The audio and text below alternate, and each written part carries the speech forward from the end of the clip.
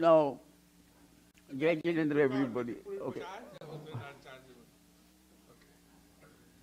Well, I'm done. Right. Okay. Jai Jinendra, everybody. We are going to start Jain Agam literature. This is the topic we are going to discuss, Jain Agam literature. Now, Jain Agam literature and different Jain sect, they all go together, okay? Without the Agam literature, you cannot define the sect and vice versa, and the differences. So, in the Agam literature, I'm going to also explain the different sect when we talk about the Agam literatures. Agam literature, the definition, what is Agam literature? So in this topic, I'm going to cover the definition of Agam, classification, listing of sutras, summary of Agam by Jain sect, history of preservation. What is the various history available, documented, with we have tried to preserve all our literature, their history. Agam substitute literature for Digamba literature or Digamba literature, authors of the Agam literature, and Agam Sutra based on the 14 Purvas. Okay? Which are the Agam Sutras based on 14 Purvas, and we'll talk about it. Then Niryukti, Bhashya, Churni, and Tika. These four categories are various commentaries of the Agam literature. Okay? There is a certain type of the commentary is called Niryukti, certain type of the commentary is called Bhashya, certain type Churni, and there are some commentaries called Tika. So these are all, the purpose of commentary is to explain the sutra, okay, in detail. That's it, that's the purpose of the commentaries. Whether it's a Niryukti, Bhashya, Churni, and Tika. Okay? Non-Agam literature, various subjects and the language. There are certain literatures not classified as Agam because it is written later on by Acharyas. So this, what kind of the popular non-Agam literature also exists. Okay? The various subjects, the language, the Jain authors, and important Jain literature. So,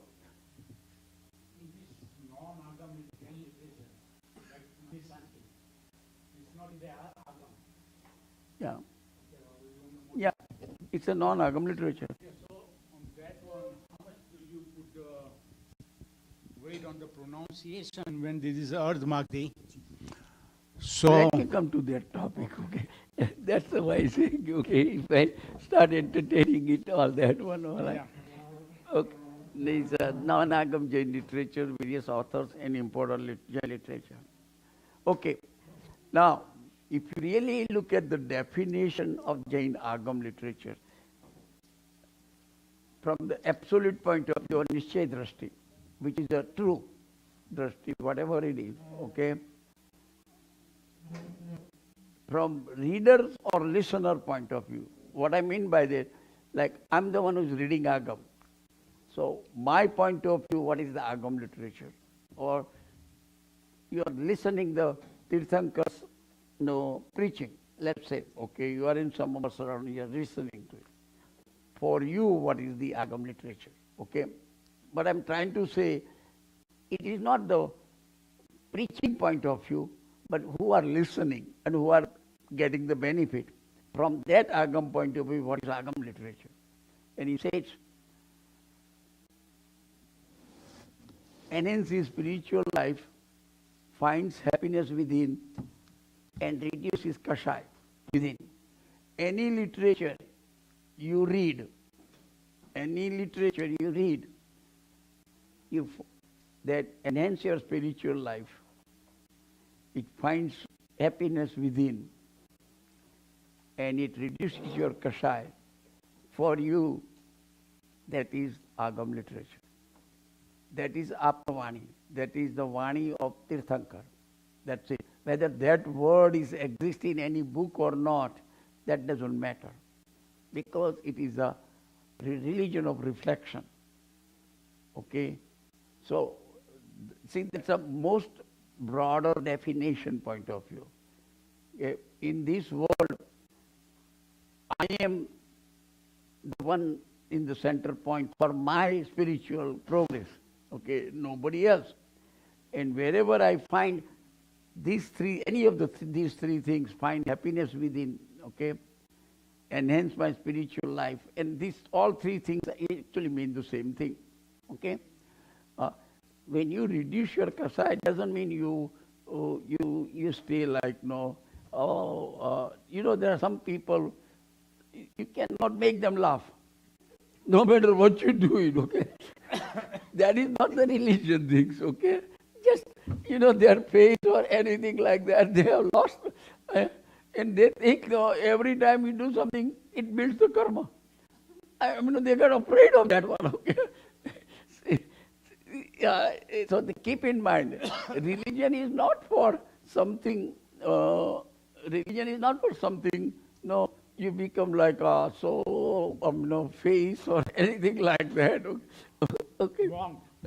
Monk. Yeah. Okay.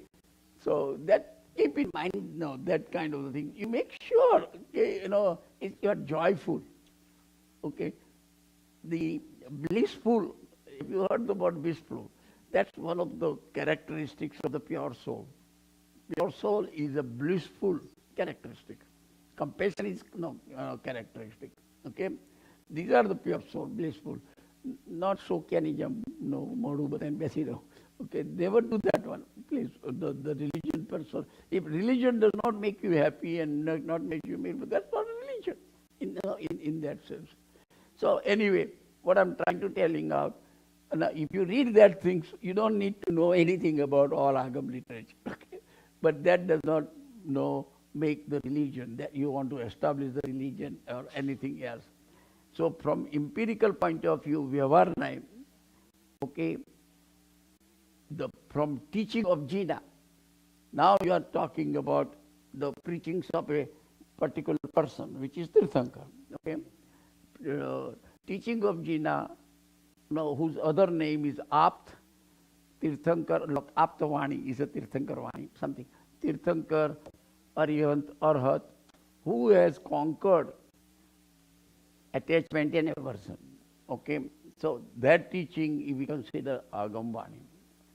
Okay, so from absolute point of view, one definition, from the other point of view means the person who is giving the sermon, person who is teaching, all the gurus, whichever way you see it, their Vani is called Agam Vani. And that's what the whole presentation is, that thing, based on that. So I just want you to make sure that you understand the proper definition. Yeah. Now you understand the practical definition. Okay? All right. So teaching. The preach is the universal truth. Conduct is equanimity, compassion, universal affection, and friendship. His Vani, Tirthankar Vani, what it teaches? Equanimity. Now, you've got to understand proper equanimity. If I ask you what is equanimity, what would you answer? Sambhav Surud. Sambhav Surud and Badha Pratek Pratu. No, make sure unbiased way of listening and thinking. When you listen something, you listen unbiased.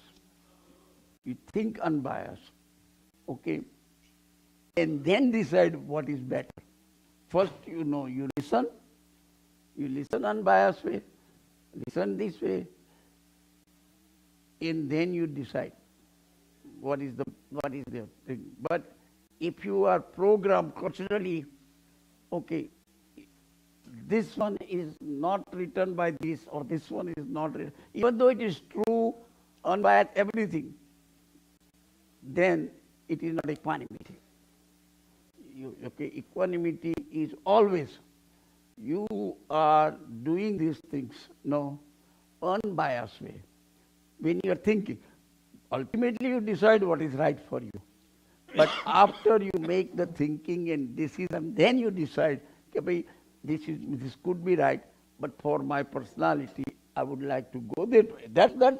No, but that's the last, not from the beginning. No, you biased it and this author is the Digambara. I don't believe that one. Okay, did not read even. Just making it. That's not equanimity. That's my point. Some people will say, "Oh, comes from Bible." No, I don't want to read it. That's it. Okay, then you are not equanimous. That's the point. Okay. So, in conduct, equanimity, compassion, universal affections and friendship, and in part, principle of relativity. That's what the Anekantvad means. Okay? You understand it, but then you accept what is right for you. But don't say it is absolute wrong. Because it could be right for somebody. All right? So that's where the whole thing is. Okay. Language. Ardhamagdi Prakrit, 400 BC to 100 BC. And later on, any scripture written like 100 to 500 AD is a Jain Maharashtri, which is a Prachin Ardhamagdi language form, basically. Okay. Now here is the Jain sect comes. Jain sect, now then I'll come with the literature and sect, I'll combine the two, how it works. Jain sect, the main two branches, Digambar and Svetambar. And no simple criteria to recognize monks wear no clothes, monks white clothes. Okay? Now, Digambar has two sub-branches, Murti Pujak and non-Murti Pujak. Svetambar has same two branches, Murti Pujak and non-Murti Pujak. In both sect. Now, in Digambar Murti Pujak, there are two branches also. In Digambar Murti Pujak, there are two branches. One is called Vispanthi and another is called Terapanthi. Okay? And in non-Murti Pujak is only one branch, which is Taran Panth, or Tara Panth, whatever the word is. So you got Murti Pujak two branches and non-Murti Pujak one. In Svetambar, Murti Pujak, it's only one Murti Pujak. Okay, Svetambar Murti Pujak is the one Murti Pujak. They got sub-categories, but there is no major differences, the way Digambar has it, okay, in the Murti. But non-Murti Pujak, there are major differences. So there are two groups, Stanakwasi and Terapanthi. All right, so you got the idea. I haven't gone to expand it to like Srimad groups or Kanji Swami group. Okay, I haven't done that one. So right now I'm just stopping it up to this point because they are the recent one. As far as literature is concerned, there is not much I can put into those groups because Srimad, Kanji Swami, Dada Bhagwan, they are all kind of the recent things, recent development. Is that fall in the Terapanthi? Huh? Is those people fall in the Terapanthi? Like the Baba Dada Sahib and all that one, they fall in the Terapanthi or they are still Murti Which one Puja? you are talking like? Dada Bhagwan is a separate group completely. No, do they believe in Murti Pujak? No. Huh? They are all Murti Pujak. Kanji Swami and Terapanthi both are Murti Pujak. Yeah. No, only don't ask the question which I am going to cover later on this only slide. In this related chapter. Are both these Terapanthi basically same underlying thing, or one is called Tera, another Tera? I think it's a Terapanth. That is the one. No. The question is, Terapanthi between Shvetambar and Digambar, are they same or different? Different. Digambar Terapanthi is always this because they are under the main branch of Digambar. So it can't be the same. Okay. all the sects occurs because of the Name monks. wise. He was asking name wise. Is the name kind of same? Yeah, name are the same. That is true. But the word, the whole, everything is different. Okay. Now the next one, we'll go into the details of every one of them. Okay. Now Jain Agam literature. The Agam literature is divided into two major groups, Angagams and Angbahya Agams.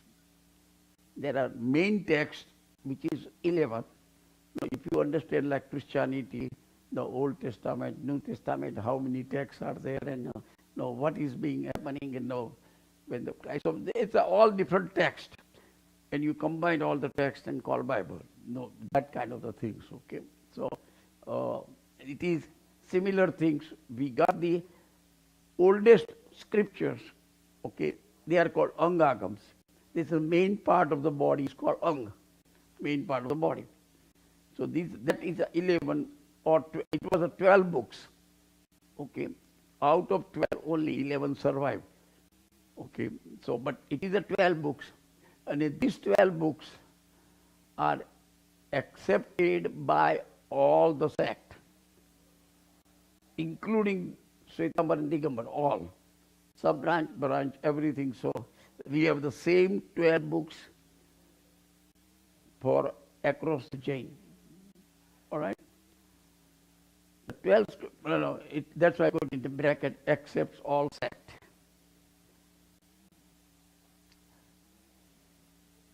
That 12 Angagams are grouped into two groups.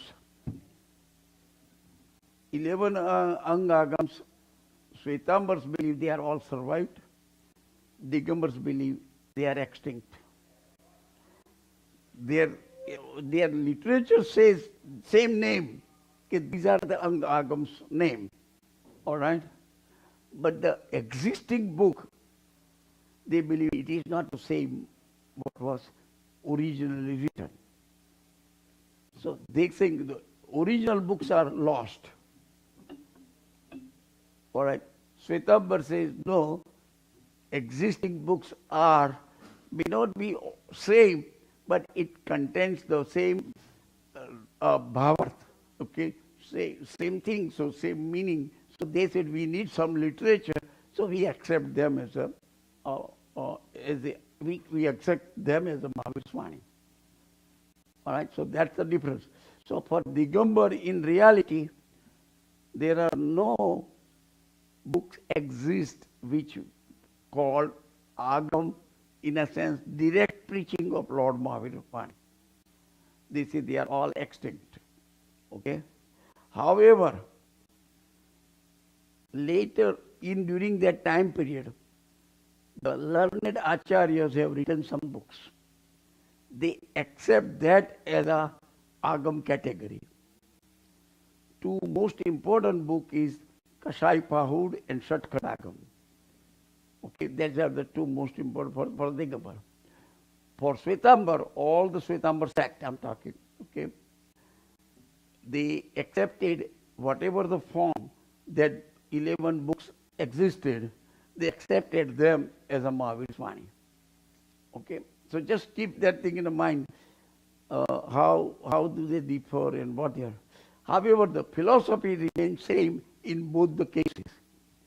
Even the acharyas wrote it down the books, they accepted it as the same philosophy, which is the one on these books, the same philosophy.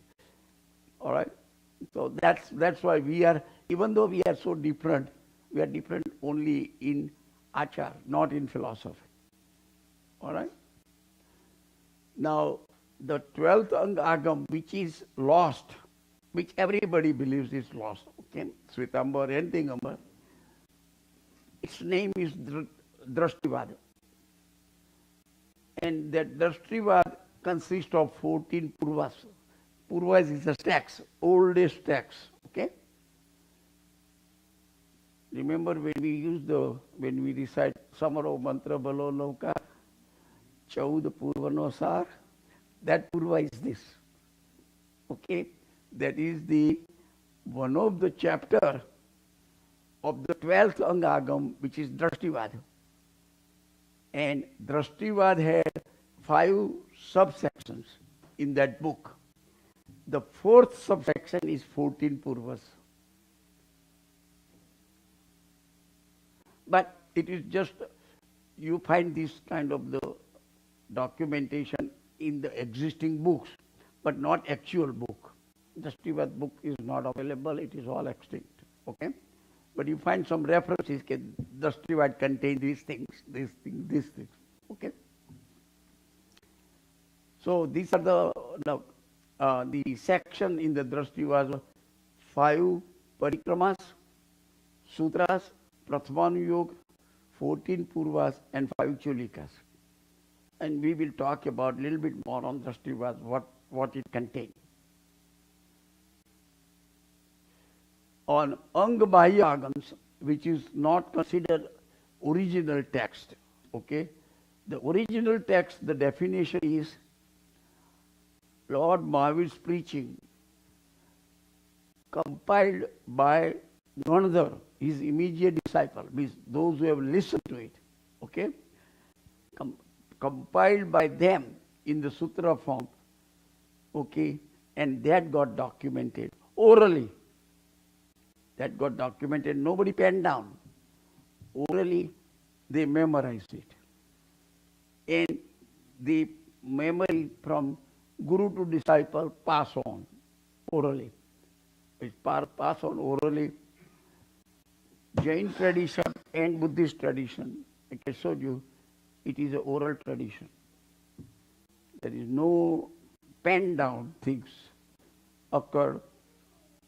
For Jain tradition, first time it is written around 900 after Lord Mahavir's Nirvana.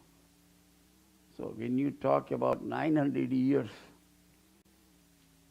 if you consider 25 years is one generation, so is a 36 to 40 generation. Pass it on from guru to disciple, and then it got penned down and we received it. Okay? So that's limitation. I mean, you understand the limitation. No, don't try to argue. Well, if it's penned down, how much the acharyas added into it, or know how much original is there, how much is not there. Let's not discuss, because there is no documentation. If I have a documentation, I'll tell you. If I don't have that, it is your faith based on the book.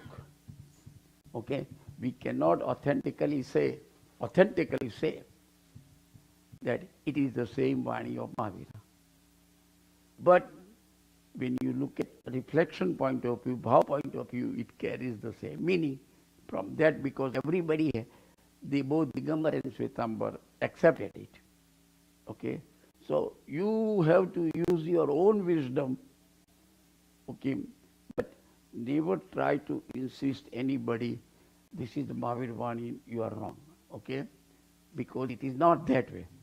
For me, I accept my own things, okay? For you, you accept your own. Right? It is because if you don't do it, then it becomes, you are increasing the kashaya. And you are making the statement Ithyatva, because you don't know even history. Once you know the history, that if the things are not even documented until 40 generations, something like that, what would be the changes, what will be the originals, then it got documented, okay? Could you speak little? 12th Agam, is it after 900 years? Extinct after what? 12th Agam. 12th Agam was lost. Generally, the last person who knew the 12th Agam was Bhadrabahu first. A Chaud Purvana Jankara tha. The Bhadrabahu first. Then, again, I have to come back and if you knew the Mahavir's life and Kalpa Sutra story, there is a story that how did Bhadrabahu Swami migrated to south with 12,000 disciples, and moved to Shravan and settled there. Okay, that was the starting point for the separation of the two sects. Okay, the Bhadrabhahu Swami, because of the 12 years famine occurred in Patna, Bihar, and for monks it was difficult to survive in the 12 years of famine. So Bhadrabhahu decided whoever wants to go, they migrated to the south with 12,000 disciples, okay, which in Shravan in that area, I'm talking about it, okay. Not every monk went. So those monks who left in Bihar, Patna area, Acharya Sulibhadraji become the leader of that one. And Sulibhadraji, the things got, after the famine got over, what is happening, I got a full chart. So let me just wait and bring the history, how these things come up, okay? But then the reason is the why Sulibhadraji knew only 10 Purvas, and then Acharya Bhadrabhahu did not taught the meaning of the remaining 4 Purvas, because the story probably everybody knew that Sulibhadra's sister came to Himalaya to see, to do Vandan to Sulibhadraji, and when they went, he changed himself into lion form because of all the knowledge base though he had, just to show a sister how much knowledge I acquired it. And Bhadrabhahu did not like it. He said, you are misusing the knowledge of this, and did not teach. That's it. He stopped it. That you are not a valid candidate to learn all this kind of, because you have misused or abused the knowledge. Okay? And that's it. Then it's gone after that, and slowly. So we will talk about when we go to the history point of view. Okay? So that is this. Now, Angabhaya literature. This is not, I'm making, okay, you cannot claim this is direct Mahavira Vani. The first one, there is at least some component is there, okay, Angagams. Angabhaya Agams are written by learned acharyas, okay, are written by learned. They are not Kevalis. They haven't have any direct, they are not exposed any direct preaching of Lord Mahavira, right? These Angabhaya Agams, also there are subcategories, 5 different subcategories of Angabhaya Agams. Upanga Agams, Chet Sutra, Mool Sutra, Chulika Sutra, and Prakrinak. Okay, these are the 5, 1, 2, 3, 4, 5, right? Okay. The 5 subcategories of Angabhaya Agams. Now, different sect believes how many texts each subsection has it. There are 12 Upangagams. All right. Everyone accepts that. Every Swetambar sect. Digambar sect don't accept any Angabhaya Agam. They think it is all extinct. Angagams are extinct. Upangagams are extinct. Angagam, they have the same name across. Upangagam, they have a different name. But they have the Upangagams like a different number, like 14 scriptures. But they are still all extinct. They have list of Upangagam, only 14 books. While in Swetambar Angabhaya 34 accepted by Swetambar Murti Pujak. And non-Murti Pujak only accepts 21 of those 34. Okay, I think I might have confused others. Okay, 11 books are all Swetambar of what is available. Okay, Digambar is concerned, no Agams available, no Angabhaya Agam available. So the Agam literature is extinct, okay, by definition. And they accept only for learned monks who has written at that time the books, it is considered equivalent agam. Okay, it is considered their equivalent agams. And we will discuss the whole Digambara literature later on. Okay? For Shwetambar, Murti Pujak, they believe there are 34 Angbaya agams. Sthanakvasi and Tirapanthi, they got separated in year 1400 and 1600. They said all 34 are not, we are not accepting all 34. Only 21 of those 34 we are accepting as Angbaya agams. Okay? I'm going through the details of those books, but at least now you understand. It's not different 21. It is a subset of 34. Okay? All right. So, but now I make it. Upangagams 12, Murti Pujak and non-Murti Pujak, both except 12. Same books. No difference. Chet Sutra, Shwetambar Murti Pujak use 6. Sthanakvasi said only 4 of the 6 are the Chet Sutras. They accept it. Mool Sutra, 4 Shwetambar Murti Pujak and 3 non-Murti Pujak. Okay? Chulika 2 and 2, same books. Both are using that too. And Prakrinak, Shwetambar Murti Pujak is 10, and all 10 are not accepted by Sthanakvasi. All right? This is the literature distribution, how everybody is accepting not. Any question up to this point? Just no question regarding this chart. Don't ask the other question. Okay. So where does that 45 agams come into that? Okay, I come to that. You know, Shwetambar Murti Puja is a 34 Angbaya agams. And 11 Okay. Angagams. Okay. So 11 plus 34 is 45. Sthanakvasi, 11 plus 21 is a 32 total agams. 11 plus 32. Sthanakvasi and Tirapanthi has a 32 total agams. 11 and not. Okay. Any? Where is the 5 pratikrams comes in this agam? Here Huh? is it 12. It's a parikrama. Prakrinak. No, 5 pratikraman sutras in which agam or where is listed? I'll go into the details of every one of them. What are these 11 agams? What are 21 agams, 31? Then you ask me. Okay. Right. When you don't find after you are detail it, please. Okay.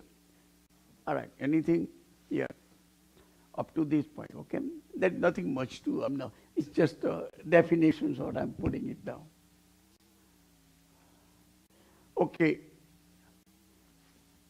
Anga Pravishtagam. Angagam has a different name also. Another name, Angagams or Ang Pravishtagam, is the same thing, which is direct preachings of Lord Mahavir, composed by Gandhar. 12 Anga Pravishtagams I discuss you. Digambar says all sect, all 12 agams are extinct from 364 BC to 157 AD. No, everybody doesn't disappear on one day. Okay? Slowly and slowly the things got extinct from, and this is the time period, if you look at about 500 years of time period. 364 BC to 157 AD. Shwetambar sect, 11 of the 12th are survived. 12th is extinct in the same time period. Instead of 364, 356 BC. And, okay, I'm just, all right, so that's the difference is in the time period, but they are all extinct. Okay? Next. Now, the name of the Ang Agams, 11 Ang Agams, or 12, and then 12th is extinct, but the name is Acharang Sutra, Sutrakatang Sutra, Sthanang Sutra, Samvayang Sutra, Vakya Pragnapti or Bhagavati. There are 2 names, same book. Okay, either it's called Vakya Pragnapti or a Bhagavati Sutra. Gnata Dharma Kathang Sutra, Upasak Darsang Sutra, Antakarak Darsang Sutra, Anuttara Patik Sutra. the Sang Sutra, Prashna Vyakaran Sutra, and Vipak Sutra, and Drashti Pramad. Drashti Pramad. So at least please remember the name. So somebody gives you the book, if it is Agam, you don't throw away. Which you never heard the book. Okay? Then, if you go, like we used to call it, you go to flea market and you find like Sutra Gadar book. I say, what the heck, right? You don't realize this is your own Agam scripture. Again, I'm criticizing Jain community. We are the only community don't even heard the name of all Agams. That's only religious community are that way. At least you don't find any place, any other religious community don't know that. They don't ever heard about. We would know only if it is one, Huh? right? Like Bible, Gita or anything. If it is one, we'll remember. If there are 12 and then 32 and then 45, it's tough to No, at least you remember. If somebody tells you, then at least you should know it. You may not remember it, but at least you should know this is my Agam I'm talking about. You may not remember it. Okay? But at least, I'm just, why I am saying it? Because somehow religion book study, Agam study, it's not in our culture. Okay? And that has done significant damage to us. Okay? Because we are the only religious group where monks have prohibited us to read the Agam. And I'll tell you the reason. I'm going to give you the reason. Whether we agree with the reason or not is a different story. Okay, I'll tell you the story. Okay, I'll tell you the history. Why we are being prohibited to read the Agams. Only you can listen to the Agams from monk's mouth and also with the descriptions and everything. All right. That is a long history, but I'm going to be very brief into explaining that. That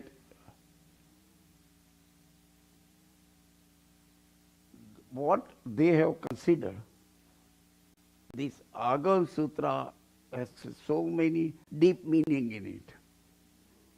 And only the monks are capable of interpreting them.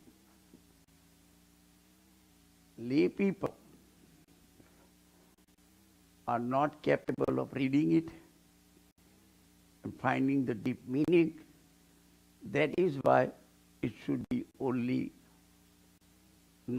you hear from the monks and not read.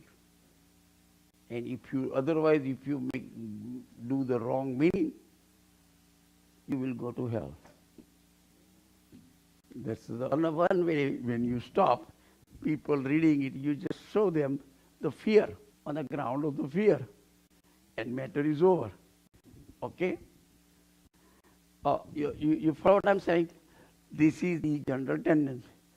Also, for women it is worse. Okay? So, these are for men, don't do it. Woman is the same thing. Forget it. In addition to that, there are a lot more things into it, which I don't want to discuss it right now, but I'm trying to just tell you that you cannot even recite certain sutras, do these things, and why it is like. And I've explained you the reason.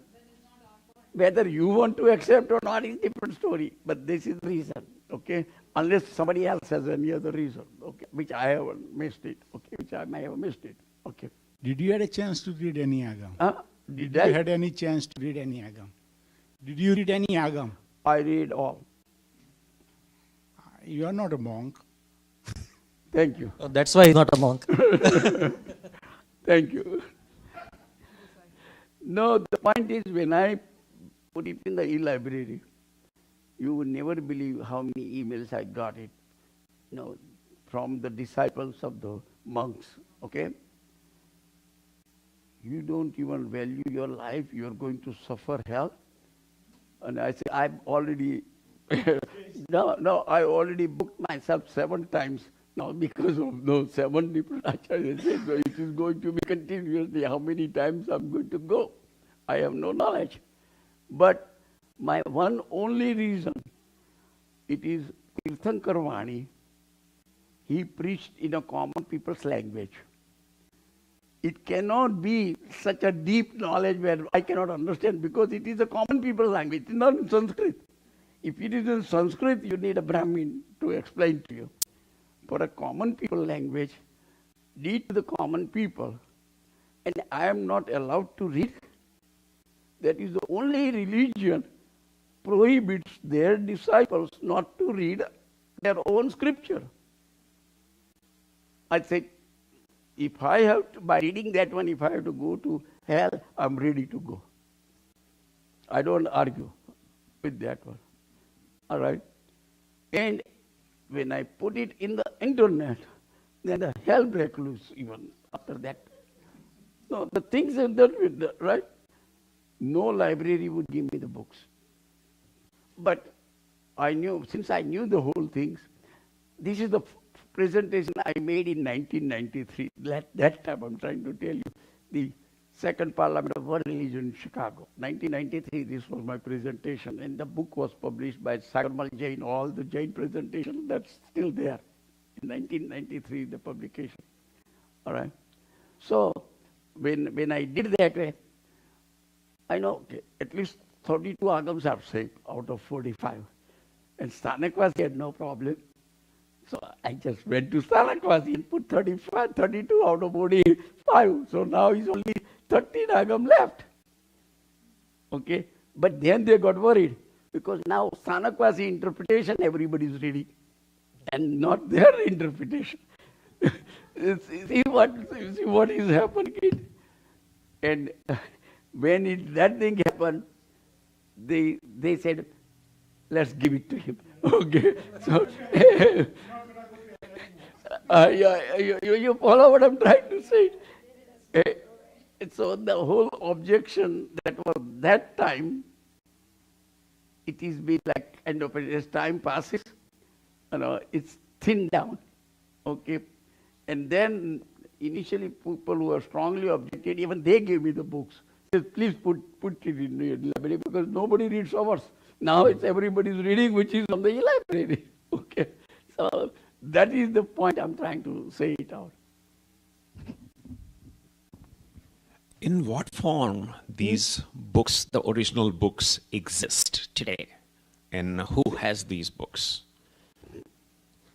Okay. Now the tradition is still... I'm just asking from there are certain archival let me explain point of view. There are certain libraries, like Jaisalmer. Significant old manuscripts exist. Khambat, Patan, where Hemchandracharya's library is there. Okay, Ahmedabad. There are so many Gnan Bhandar. Okay, they have preserved. Jain people are great people in preserving. They don't want to read it, but they like to preserve the things.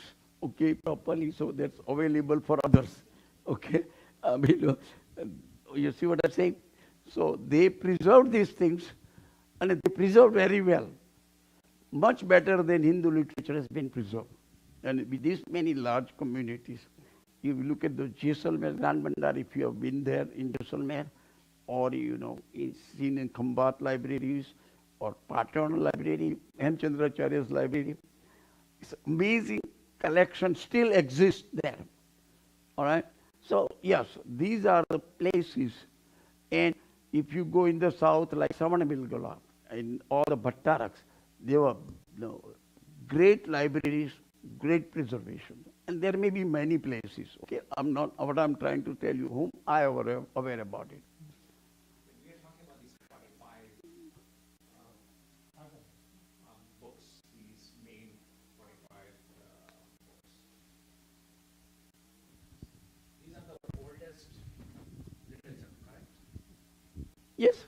Nothing older than that we have in any library anywhere. All the literature we have from Mahavir onwards. Yeah, so this is the oldest literature that we have. That 45. Angagam is the oldest. Okay, which is preserved. So do we have one master copy and then copies of copies of copies, or just like some kind of history on archival things? You're a dreamer. I mean, if you can give it 2-3 minutes, like how these are and what they are, like just that kind of thing. You are a dreamer. Okay. In the old time, it is manually written on palm leaf, right? It is not like one. The one person writes it, puts it in one place. You make second copy, puts it in another one, third copy. Now, is it being proofread properly? Okay. Is it good? You will not find even two books, same name, everything same. So we have multiple master copies, so-called. It is not right, whichever way the master copy. But though and second thing you have to keep in mind, anything is written on palm leaves and all other things, the life expectancy is more than 200 to 300 years. It's all done. Meantime, you are copying. All right. So, what I'm trying to say, originally written, it is no longer anywhere exists. No, because somewhere, like when I was reading, it said something like we have 1,000+ year old original copy. And so, is that true or not true? Well, again, you test the paper and see it is 1,000-year-old or not. Okay. I mean, you probably have the Right, most. I'm just telling you, okay, there is generally anything what you write is 200-300 years, it gets extinct. I mean, okay. So basically, we don't have anything right. which is really. But no, somebody may have written. preserved it properly and no, something like that, and have it. Okay. I cannot say it because there is thanks. not a life expectancy that much. All right, sure. Salil, answer your question. Yeah, there are documents. I have some, which is over 1,000 years old. Yeah, okay. But again, in general, I'm saying it. But somebody could have it and they have preserved it properly. Right. And again, right. So but not every old things are 1,000 years old. Okay, that is the point in life expectancy point of view. Yeah. Okay, so I'm not going to be saying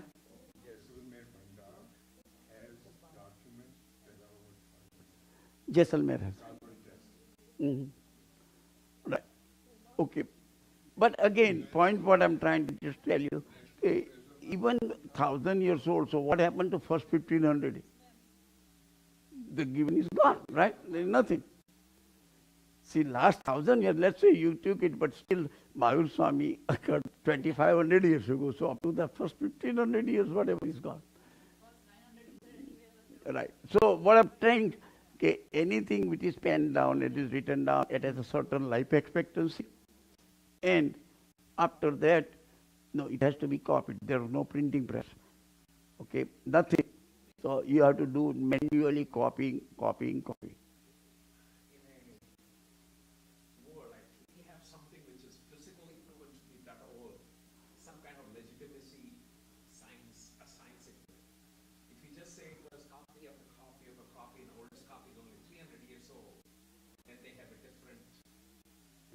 See, for 1,000 years we got oral from oral to oral to oral to oral.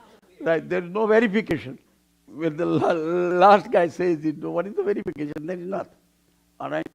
So after 1,000 years, no, we started documenting for 1,500 years. And here, like the things that at least he got 1,000 years. So first 500 is already extinct. So if you look at even life expectancy, 1,000 years. I mean, if you think of that way, all right. All right, in the best case, yeah. So we have had a lot of war and conflict in India. So they took a lot of steps to preserve the statues. And were the scriptures also No, faced? statues are art and artifacts. Yeah. But okay. in terms of scriptures in libraries, were they also under threat? And what about the electronic library? Is that like Electricity was not invented until 100 years ago. So I'm like two different questions. So did we face threats like this? The libraries, did they face threats? Not that for. you know? He put it on to the library. Yeah, and is there like the danger? Okay. So I'm rephrasing his question. He's saying India had a lot of people, wars, and people coming and taking away a lot of things. Were we able to preserve, as an Indians, the original scriptures from those attacks? Did we preserve them well? Original scriptures. Did we preserve them? I think the answer would be yes, because we have it now. No, I got all the scriptures, but we call it original.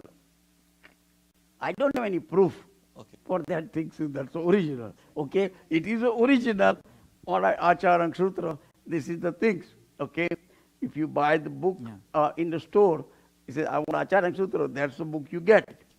But it is written by the Acharyas, done that way. But you may find some other Achar and Sutra which may have some variation. Okay, you may find third Acharang books which has another variations also. It's not going to be 100% different. They may have 5 more sloks in this one, and there may be 3 different sloks are on that one. So that kind of variation is always there, because it is and we don't know which original is. So Original, whichever way you have to use the word. no, because so my question was just like about managing threats and how did we do that? Because in South America and in Mesoamerica, Mexico, the conquistadors basically destroyed a lot of their religious culture and No, we and went through the literature. same. Muslims have destroyed so many things, but there are so many things survived. Yeah. Okay, and this is the things we are talking here. What about the electronic age? Do we have that same kind of like preparation and like precautionary approach? Electronic things, all right, every society or owner of the library, it is up to their decision to put it on the public domain or not. Some people do it and keep it only to themselves. They have an electrical, but it is their local computer, local server, whatever you call it. They don't make it available. Okay? And I'm the only guy, but I've seen it with that such a vast knowledge having on a public domain. That's it. Okay? Yeah, go on.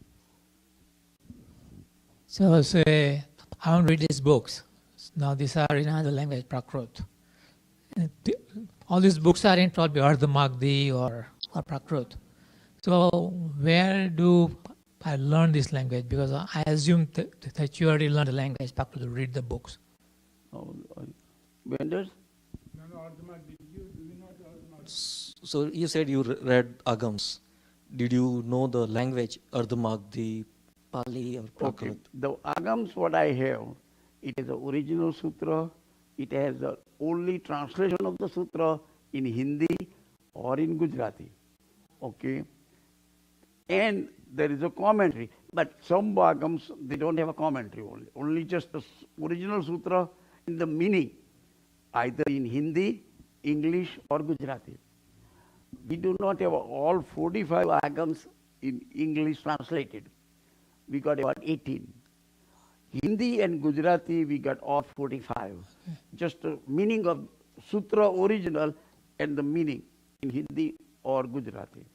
So if I want to learn the language, Ardha Magdi, or the Prakrut, or this Maharashtra, Jain Maharashtra, do we have some material in the library to learn the language itself?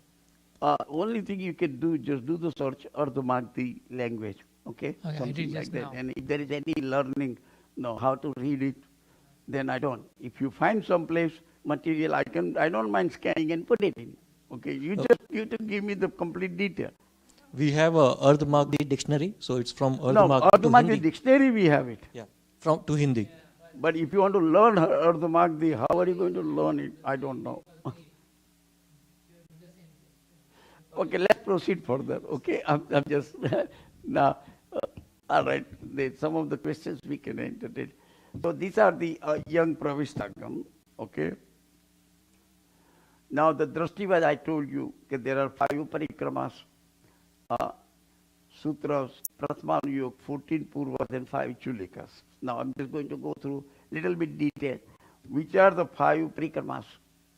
Chandra Pragnapti, Surya Pragnapti, Jambudip Pragnapti, Dvip Pragnapti, and Vakya Pragnapti. These are the names. But this one, most of the book has Jain geography. Okay, these are all Jain geography things, what I have explained. These books are extinct, right? So that's why this is not available. But based on this literature, Upangagam was written later on by the Maharaj Sahib, okay, based on that. And those things done in Digambar as well as Svetambar literature. And it's an amazing thing when both of them write the same thing. So then it has to be very in that sense, okay, for that one, okay. Then there is a sutra. This is just a name, but it is an account of 363 false creeds. False creeds means these are 363 different opinions in the religion. Those kind of the creed existed during Mahavir's time. So it is the account of the 363 false creeds account. Okay? Okay, these are all the different philosophy existed during Mahavir's time. Okay? Then Pratmanu Yoga. Pratmanu Yoga, I told you, is like a story. There is just life stories of 63 great leaders. 24 Tirthankar, 12 Chakravarti, 9 Narayan or Vasudevs, 9 Prati Narayana, Prati Vasudevs, and 9 Balbhadras. Okay? That's the life story of that. This is all extinct, but Acharya Hemchandracharya on 11th century compiled 63 Salaka Purush, the same listings. Okay? Now, list of the 14 Purvas. We have now we recite in this Stavan, Chaud Purvanosar, these are the listing. First Purva, Utpadvay, Agrayarya, Vyanvad. I mean, you just see, and what kind of the description that Purva consists. I have written down one line description, 1 or 2 lines descriptions, okay? Now, if you look at it, all these Gnan Pravad, Asti Nasti Pramad, this is Jain logic type things, so 7 waves of things. So you, at least now you should read the names and what it contains. No, Chaud Purvano Sar, right? This is the kind of a very, very knowledge into it. These are 7. The 7th Purva is Atma Pravad, where the basic philosophy of soul exists. And it is said Srimad Rajchandra used this kind of knowledge base for his Atma Siddhi Shastra. Okay? That's what it boils out. Well, not this Purva, but at least based on whatever is written on the Atma Siddhi, based on the 7th Purva. Okay? 8 is the Karma Pravad, which is the Karma philosophy. Right? Then the Pratyakhan, Pachkan. Pratyakhan means all the Pachkan. Okay, same thing, Viryanuvad, I mean, you can just go ahead and list all these 14 Purvas. All right? Of course, this is just a name and description. We don't have any original sutras here. All right? Now, 5 Chulikas. Chulika is a knowledge acquired extraordinary power. When you study these things and follow the practice, you acquire extraordinary power. Jal Gatha, you got a power, walk on the water. Sthal Gatha, travel on the Mount Meru, Mahavidya Kshetra, you can, with this kind of the knowledge, you can fly to that places. Maya Gatha, you can perform miracles. Okay? Rup Gatha, you can transform your body in the various forms. And Akash Gatha, you can travel to space. So you can imagine these are all these. Go ahead. I think we all have this power today, right? Huh? We can swim, Jalgatha, we can travel by planes. Thank you. Let's not waste it, okay? So he knows. Huh? Ashtapak. With these powers? Again, I mean, how he did it, when you are looking the story, you don't try to give too much importance in that sense, because it's what is mythology versus what is actual. It's very hard to say from the story point of view. Okay? All right. So, but at least I give you the things. Now you put all your effort in finding out. Okay, I'm not that knowledgeable in all the aspect of it. Okay, and I don't claim to be, in that manner. All right. Now this is what the Angagams we talk about it. Okay. Now we come to young Bahya Agams, composed by Savira. Savira is not Gandhar, other acharyas. Okay. And those who have not directly heard even Bhagavan Mahavir. Compiled by 14 or 10 Purvi acharyas. These acharyas were knowledgeable, okay. Like Bhadrabahu type is a 14 Purvis, and later on acharyas learn about 10 Purvis. Digambar believes all sects, the 14 Purvas books, and Shwetambar believes 34, 21. These are different numbers. We are going to look at all those books. This is the Digambar Angbaya Agams. Okay, Samaik, Samastava, Vandana, Pratikraman, Vinay, Kirti Karma, Dashvaikalik, Uttradhyad, Kalpa Vyavhar, Kalpa Kalpa, Mahakalpa, Sangnaka, whatever, okay, Pundrika, Mahapundrika, and Nishidika. These are the name of the Angbaya Agams of Digambar sect. But they are all extinct, they believe. So in the names they found it, but the books are not there. All right? And when they got extinct, it's just like an estimated document. No, some learned scholar have it. So we have this Samaik and Pratikraman in that. Is that? They are different. The name one, it doesn't mean anything. So they were individually one whole book or one whole? Don't know. So what is it? It's a section they're telling about? These are the 14 books. 14 different books. Different books. So they had a whole book on a Samaik? Huh? They, yeah, there's a book on Samaik, there's a book on Samastava, there's a book on Pratgama. Yeah. All right. That's what the Angbaya Agams are. These are books. Okay. Shwetambar, I think we already discussed this one. 4, 6, 3, which one valid for them and which are not. Now we are going to each individual. Upangagams, Aupopatik, Rajprashniya, Jivabhigam, Pragnapta Sutra, Jambudvip Pragnapti, Surya Pragnapti, Chandra Pragnapti, Niryavalika, okay, Kalpa Vasantika, Pushpika, Puspachulika, and Vrushnidasha. These are the 12 Upangagams. And these 12 Upangagams are accepted by Murti Pujak and non-Murti Pujak. Means Thanakvasi and Tirapanthi also. Okay?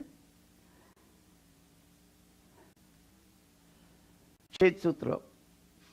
Again, this is another section of the Upangagams.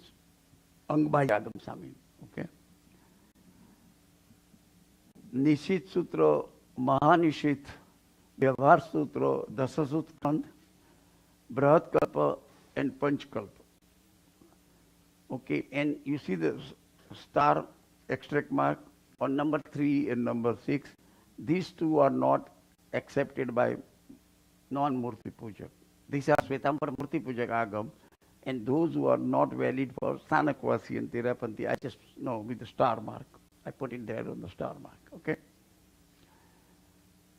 Mool Sutra, Avashyak Sutra, Dashvaikalik, Uttradhyan, and Ogni Yukti or Pindi Yukti. Okay? And Chulika Sutra, Nandi Sutra, Anyuktar. In this group, the fourth Shet Sutra, the Sasut Granth, it has 10 chapters.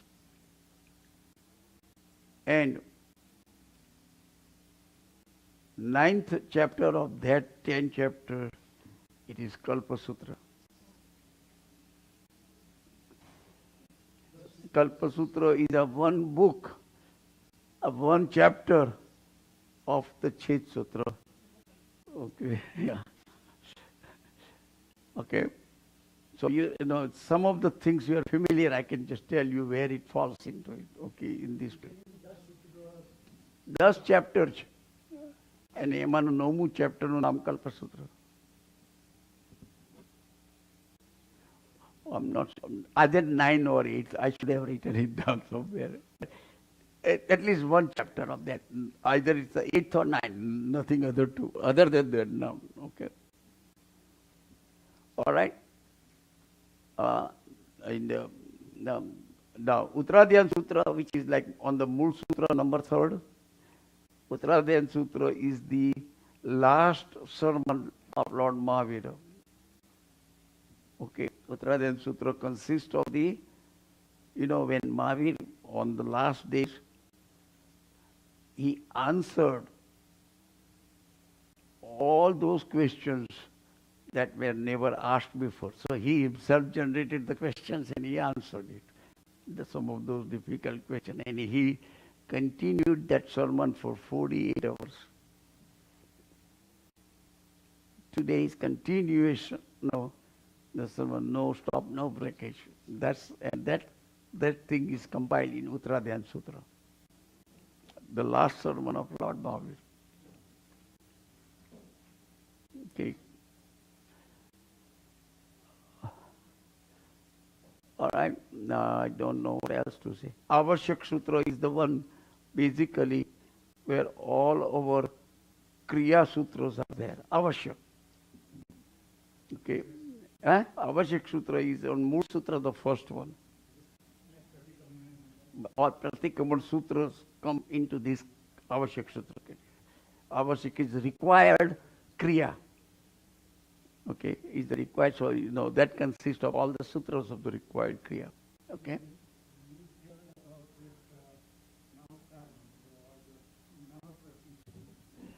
We'll discuss later. Navkara mantra.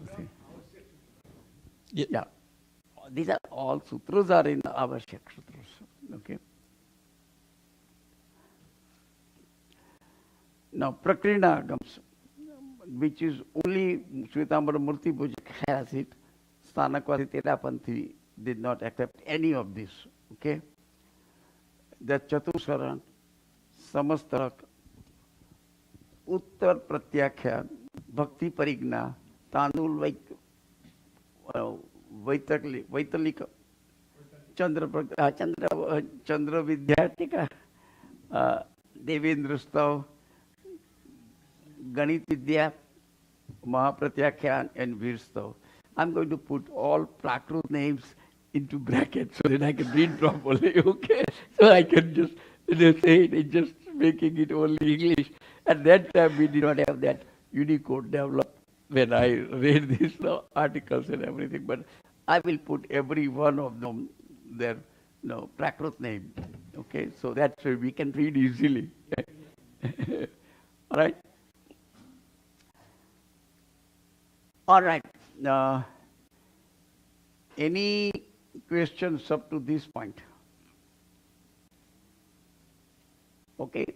Now see the 12th Angagams. Now this is the summary. Digambars believe 12th Angagam, 14 Purvas extinct. Remaining 11 Angagams and 14 Angbayagams are also extinct, and they give you the time period. Agam substitute literature. This is what the Digambar believes their Jain religion uses. This is how they practice.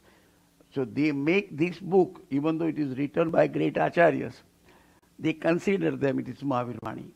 Okay? They consider them it is Mahavir Vani, which is Shatkhat Agam and Kashai Power. A Shatkhat Agam has a name even Agam, but it is not Mahavir books in that sense. And 4 Anyug consist of several books. We will talk about that. But in the 4 Anyugs, okay, that's where, in a Dravya Anyug, that's where Kunkundacharya, Samaysar, Panchastikaya, Pravachan Sar, Niyam Sar, Bhopahud, all those books are in that Phuran Yuga, Dravyan Yuga, in the Digambar literature. I'm talking. Okay. All right. So this is just a summary. You got it. Now the history of preservation. How we have preserved, and whatever the documented history, wherever available, authors, these are all from the authentic authors. I pulled out this information. Okay. The first time convention occurred for preservation of the literature is 226 BC. All right. Who was the leader of the convention was Tulibhadra. The Bhadrasbhahu Swami went to south, and after the famine got over, 12 years famine occurred in Patna area, okay. And Bhadrasbhahu Swami said, now the famine is over, okay, let's get together and see who remember what. Because in the 12 years time period, many things would have been forgotten, okay? Because monks have to worry about, food every day. And who is going to really do all the studies? They were remembering. So at that time, 11 angs were orally compiled, 14 purvas not remembered by anybody, and later the Suribhadra compiled 10 purvas. What I mean by 14 purvas, nobody knew. But since Haribhadra Suri knew 14 purvas, the Sangh requested Sulibhadra and few more acharyas, okay, learned, please go to Haribhadra Suri and learn the 14 purvas. So because there is nobody remembered when the convention occurred. Okay? And when convention occurred, that is what the Sangh requested. So Sulibhadra and other acharyas team went, but only Sulibhadra reached to, because Bhadrasbhahu Swami have a special finance in Himalayan. So he moved from south to Himalaya. And when you go on barefoot from Patna to Himalayan mountain, not everybody reaches to that for whatever the reason. Some people stayed on the way. They got a hard time, physical condition, whatever you say. Only Sulibhadra made it. And he learned up to 10 purvas he learned. Bhadrasbhahu teach them original sutra and the meaning and everything. After the 10th purva, Bhadrasbhahu Swami, Sulibhadra had sisters. They were also nuns. The sister decided to go and see the brother and do Vandan.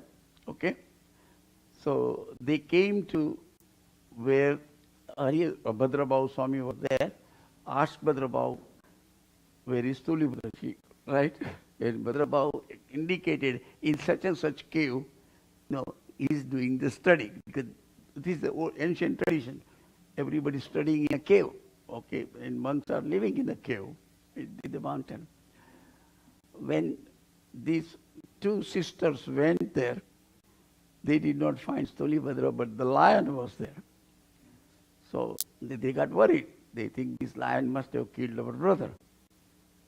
Came back to Haribhadra and said, sir, there is a lion, and it seems he may have killed that, killed Sulibhadra.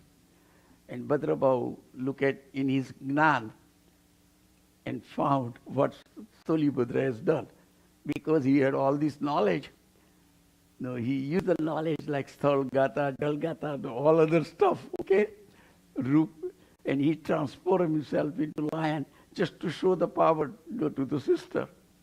And Bhadrasbhahu Swami said, now please go, he's there. And they went again, these two sisters do the one, then they left. Next day when Sulibhadra came for the additional sutra,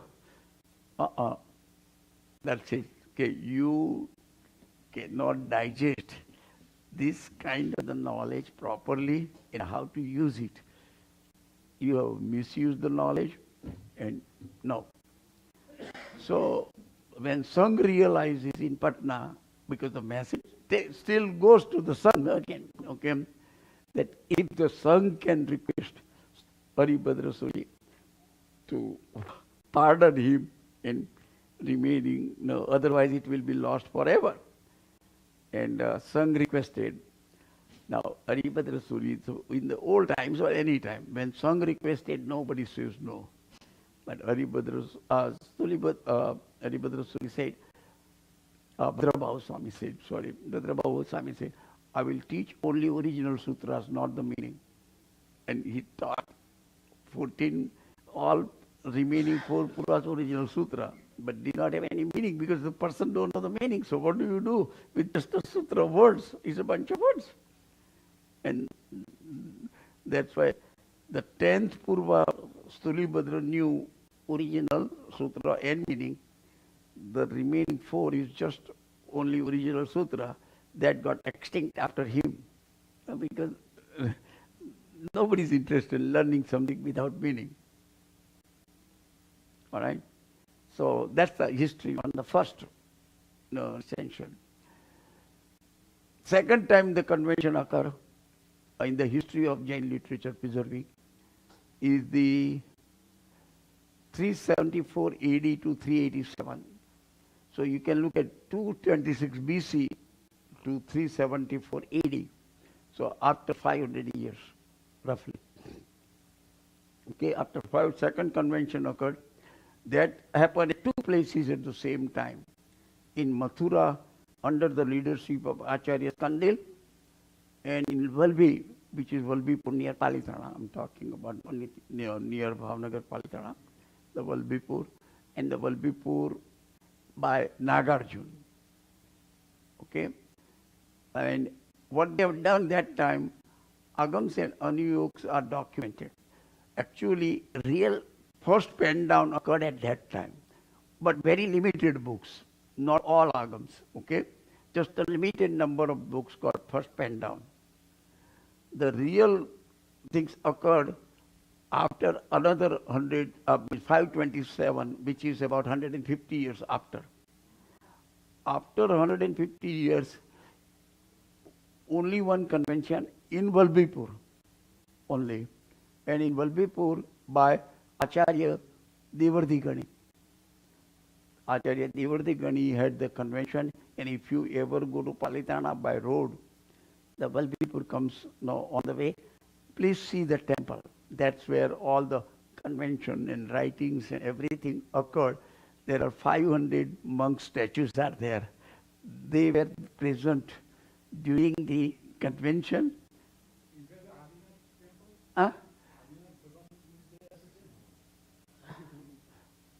Right on the highway that comes into it. And that's in the basement, all that, where all the agams are done. Okay, it is there.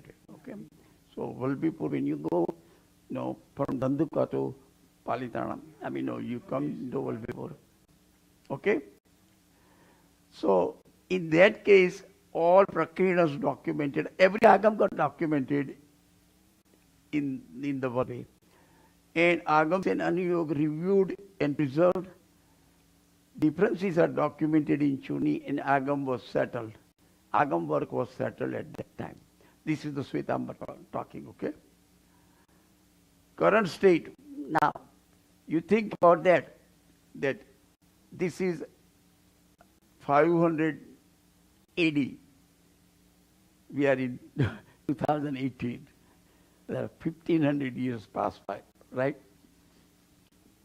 Things what you're seeing, they've been copied. And today, the form and shape we are finding the agams. We are not finding one Acharya agam. We are finding 10 different agams from 10 different libraries. And if you look at and read, you find out 10 different variations. So you don't know which one is the origin and which one is not. Okay?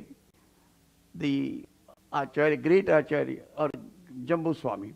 Okay, he was one of the most learned one for Agam. And he was knew for his accuracy and authenticity. So I asked him, when you work on Agam, what do you do really? No, show me, tell me from a layman language. Step 1, step 2, step 3. He said, I get the copy, same copy from at least 10 different libraries. Then I read one line, one sutra from this every Agam. So I got 10 different sutras. Based on 10 different sutras, I decide with my knowledge which could be the original one. It may not be any one, but what would be the original one? That's what I decide. So I go every stanza by stanza, reviewing at least 10, and I take it, okay? Sometimes they get more. And from there, they decide the correct one. It takes 3 years for day and night effort to work on one agam to determine the original form of the sutra. That one, okay? I'm just going to tell you this is the kind of a very hard work. He could do only 3 or 4 agams, basically. He had a knowledge of all agams, but that is the thing. There is another guy, Dvipratna Sagar, is from the Sagar Samudaya. Okay, it's like again, different samudayas. What they did means Sagaranand Suri, which you see in Agam Mandir under the foothill at Palitana, the last temple before you start climbing the Palitana. On their wall, all Agams are there. Okay, how many of you have seen Agam Mandir? 1, 2, 3. Okay, at least the 3. Agam Mandir is at the foothill of Palitana, the last temple before you start climbing the mountain, okay, on the right-hand side. And it's a big sign outside, it's Agam Mandir. And you go into that temple and Parikor, right, you find walls, all 45 Agams are written. It's original language, Ardhamakti. All right, and what Sagaranandji did, he did not use like 10 props. He generally take 1 or 2 or 3 and make it combine into one. So you could do it all 45, okay? And at least make it that result. And all that agam translated in Hindi and Gujarati by Dvipratna Sagar. They published in a book. And I got all the literature in e-library. So at least you got Hindi, Gujarati, plus Sanakwasi, there are many acharyas have published the book in Sanakwasi. Ghasilalji, okay, Madhukar Muni, and they have compiled all 32 agams. And I put the complete entire work. There are more Sanakwasi work I have on e-library because more acharyas have done. Plus the Sanakwasi, because there is no Murti, so most of their time spent on studying literature. Okay, so that's why they can do significant accomplishment, okay, on the literature. All right. So this is the third. And the current status is we got a deviation from Nandi Sutra. The documentation occurred in the Nandi Sutra, the 44 agam or 45th agam. Okay. And there are many things today we find is different than what is documented. Even though documented, we are not preserving the original. There are variations, significant variation also occur because the significant time period, 1500 years time period passed by. We don't expect everything is being preserved to world and it's available. Unless we got computer technology, now we can make it available that way. Okay. Any question up to Agam literature before I go into commentary literature?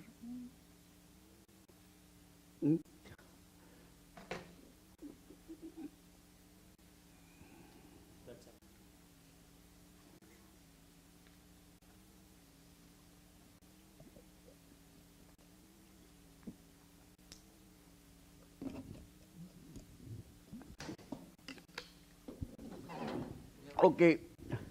So, I just have one observation that as you admonished us that we don't know the names of our agams, I've been wondering why there has been no emphasis among us to, learn the language of the agams. we'll do it at the end on the present. I just don't want to drag it. I wanted to restrict to right now. Then why I can give you my opinion, and I can give others can give you their opinion, and take it whatever is worth. Okay? Now we are coming to the commentary literature. Now the things are documented, is there, and then many people have written the commentary on the Agam. And these are the 4 different types of the commentary. Niryukti, Bhashya, Churni and Tika. And there is the original sutra, which is Agam. Okay? One required to study complete Panchangini, means you should study the original sutra and its meaning, but then you should study also the commentaries and its meaning to totally understand that particular Agam. Okay? So the commentaries, Niryukti type commentary, Bhashya, Churni and Tika. And we are going to talk a little bit about that. Pravin, so anybody who's feeling sleepy, we can stand for a few minutes. Say it again. No, it's for the audience. Anybody who's feeling sleepy, I'm asking them to just to stand up for time. Don't do it right now. Let me finish it, okay? All right. Niryukti literature, first type of the commentary. The Niryukti literature on Agam Sutras, it is in Prakrit language, which is Ardhamagdi, same Ardhamagdi Prakrit language. It's in a poetic form. Okay? It is poetic form and short and provides general meaning of the Agam Sutra. That's the Niryukti. Okay? Then, you got it. Right. It contains the historical incidences, old traditions, stories, examples, philosophy, principles, and conduct.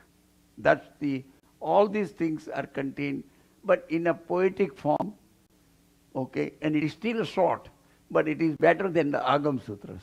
So you get something little bit better. The author is Bhadrabahu Swami II. It's not the original Bhadrabahu. Original Bhadrabahu is 150 years after Mahavishnu Nirvana. While this guy is 600 AD. Okay? The Bhadrabahu II. And he has written Niryukti on 10 Agams. And there are some independent Niryukti also he has written. Not on Agam, but some other subjects. Okay? And these are the names of these independent Niryuktis. Bhashya literature. This is one type, okay? It's in Ardhamagdi Prakrut and it's in a poetic form. The Bhashya literature is also in Prakrut language, Ardhamagdi Prakrut, when I use the word here. It's a poetic form, provides a specific meaning. The Niryukti gives the general meaning. This one gives the more specifically. It's a little bit more elaborate than the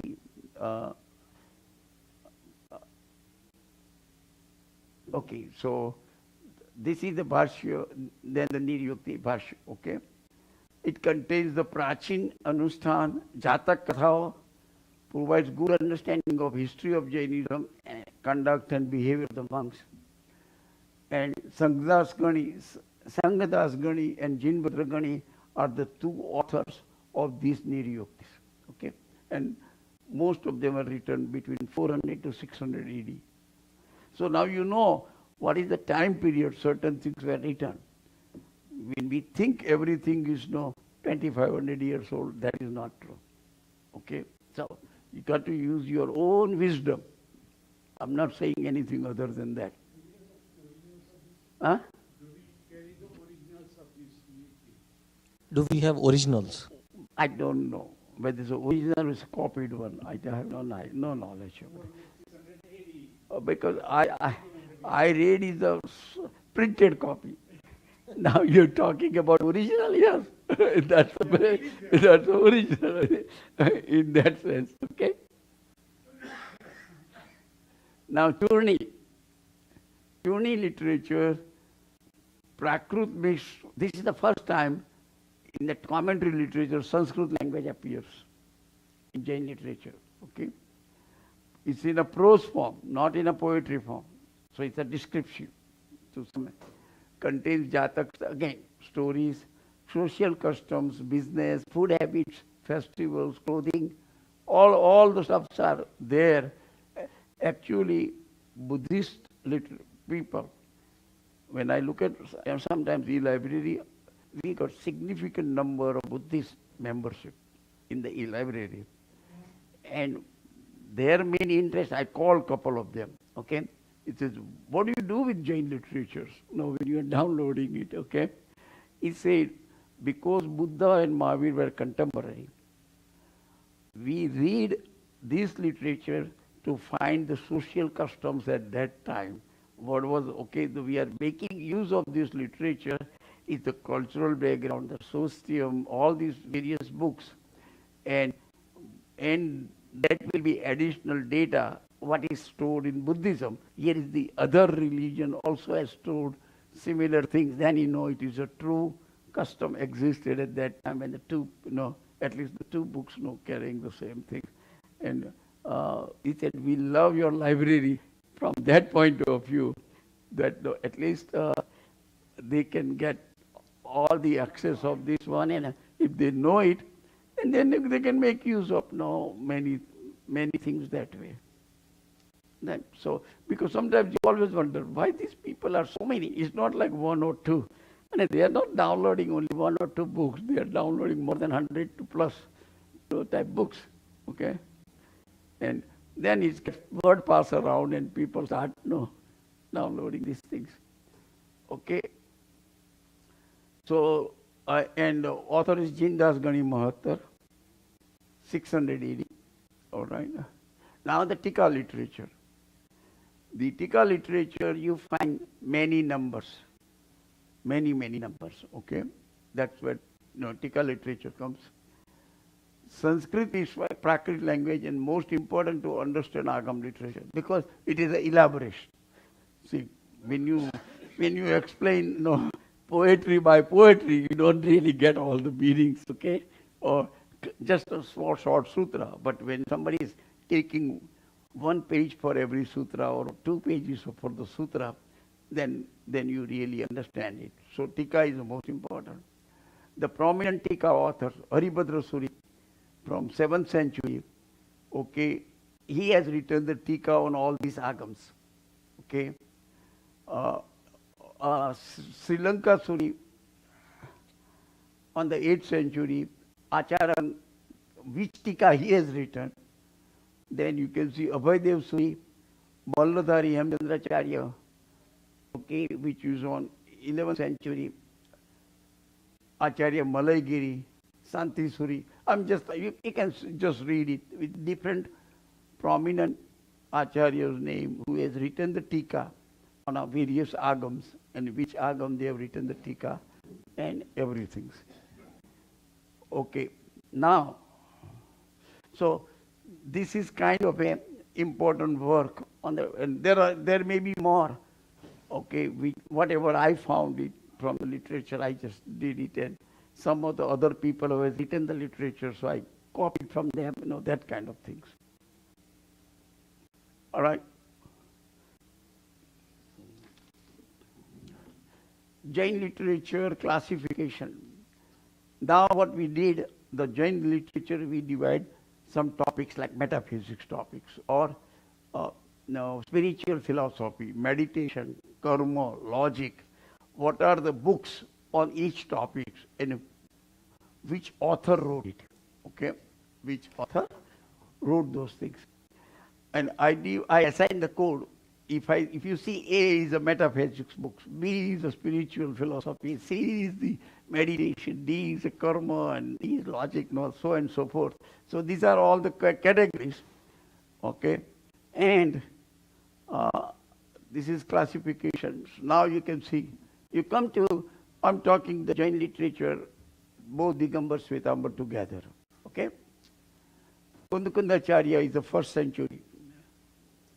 And you can see Ashtapahud, 12 Anulekha, 10 Bhakti Parigranth, Niyam Sar, Panchastika, Pravachan Sar, and Samay Sar.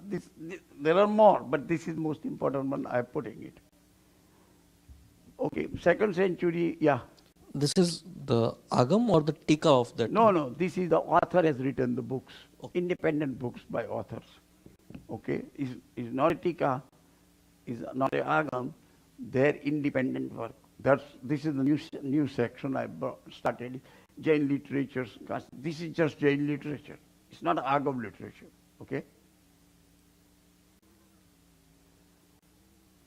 Okay, so Kunkundacharya sometimes is considered plus 1st century or 1st century BC. I mean, somewhere in but most of the authors geared to 1st century, Kunkundacharya's time period. Okay. Then Umaswati or Umaswami, the famous author of Tattva. Okay, that is the books in Sanskrit. Okay, the first book in Sanskrit in Jain literature, it is the Tattva Sutra. In the book, Siddhasen Devakar Suri compiled first sutra, which is Namora Siddhacharya Upadhyaya Sarvasadhupya. And the Guru got mad at him. Okay, when he said, Jain literature has to be in Prakrut, Ardhmagdi, local people's understand language. You have violated the rules of the Jain Sutra. And Guru punished him. Okay, that's what I'm trying to say. Of course, that did not last long. Later on, more people joined. Okay, and there is significant literature came to existence. But the first time when somebody writes, no, that one, he's the one who got the really punishment. He said, you have to go to, I don't know number actually, but 8 different kings and make him Jain before I can take you back in the Sangha. All right, and he did, and he accomplished it. I mean, read the story about, but because that was the stotra, that the Namara Siddhacharya, but here he made it short form of Navkar Mantra. No, by making it that way. All right, so that's the, now Umaswati is the first scripture on the Sanskrit, which is Tattvarth. And he has written Bhashya, his commentary of the Tattva Sutra. Also, other people have written, but he himself also wrote the commentary, explained his own Tattva Sutra. The second one is the Siddhasandiva. Do we have Bhashya in library? Jain library, do we have Bhashya of Tattva Sutra from Umaswati? I have to look it. I don't remember it. If it is not there, if it is available, I'll do it. You just send me the email, okay? But please check first, do the search yourself so that you know it. You know, you have been using a lot. And if you don't find it, I will look into it. And if I don't find it, I will ask them to go and get it done, okay? Siddhasen Divakar Suri, on the 5th century, okay, Dravyastika Stotra, Kalyan Mandir Stotra by Siddhasen Divakar Suri, Nyaya Avatar, Sanmati Tark, Tattvarth Bhashya, he has also written. Okay. Then Samantabhadra, the 5th century, has got Aptabhimansa, Divagam Sutra or Aptabhimansa, Ratnakaran Sravakachar. These are all Digamba literature basically. Stuti Vidya or Swayambhu Stotra. Then you got a Pujyapad or Devnandi, the 2 names. They are also Digambara Acharya. Ishtopdesh, Jainendra Vakyan, Samadhi Satak, Samadhi Tantra, Sarvat Siddhi. Sarvat Siddhi is nothing but a Tattva Sutra Tika. So different acharyas write the Tika. So you have to read all those Tika to get the full, complete meaning of the Stotra. Okay? And Siddhi Priya Stotra. Then you got 7th century Akalank, and you can see the list. And I have known those code is written which category of those books are. Okay, whether it's a meditation books or karma books or all the things are there. Okay, Akalank at that. Now you come to Haribhadra Suri. Okay, like he has compiled 1444 books. Only currently available, there is a big effort going on to find all the Haribhadra Suri's work, and we found close to about 200. Okay, that's so out of 1400. What is references are made? How many books he has written? 1444, and at least we are lucky. We still have around around 200, 150, 200, something like that. Okay, but see, these are all press form, which nobody will give me. I get only if it has been printed. Because when you have a prat, who is going to let me have it? Okay, so that's my limitation sometimes. Okay. But Haribhadra Suri, look at this, all the books. You can see Anekan Jai Pataka, Anuyogdwar, Ashudha Kavi Krita Updesha, Dharma Bindu, Dharma Sangrani. All right, so Drut Kalyak Kyan. Anyway, so if you look into it, the most important book of Haribhadra Suri is like Yog Bindu, Yog Drashti Samuchay, and Yog Shatak. In second page, the listings, all the books on yoga. Haribhadra Suri is the first pioneering in that sense, started it. In that sense, okay.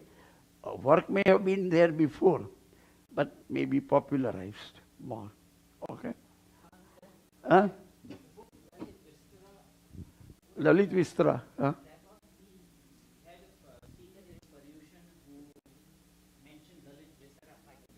Yeah, I mean, it could be. It is there. Okay. All right. Let's look at Lalit Vistra is here. Okay. Written by Haribhadra Suri. Yep.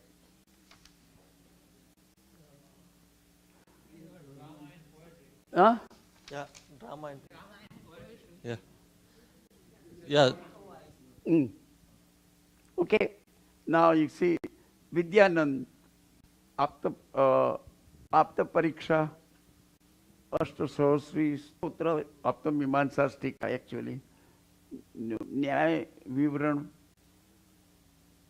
And you can just see, if I see any Tattva Slok Vartika, that's a Tika also for Tattva Sutras, for Vidyanandji.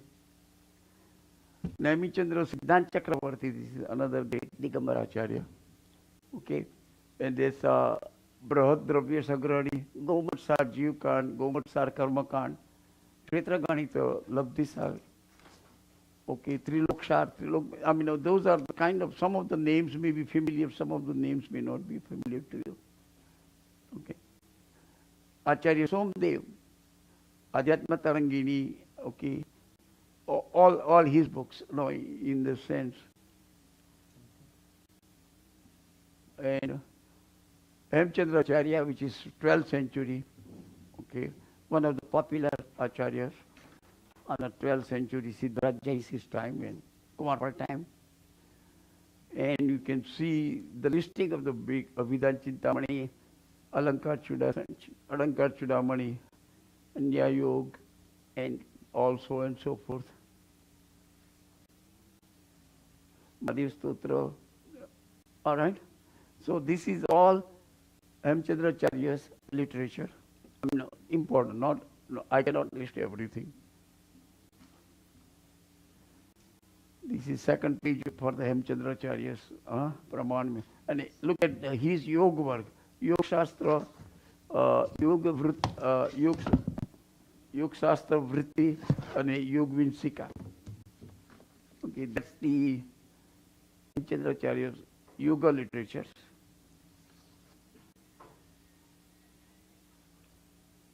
And I'm coming to the end. Then last great Acharya, Yashovijaji, all right, which is on the 18th century.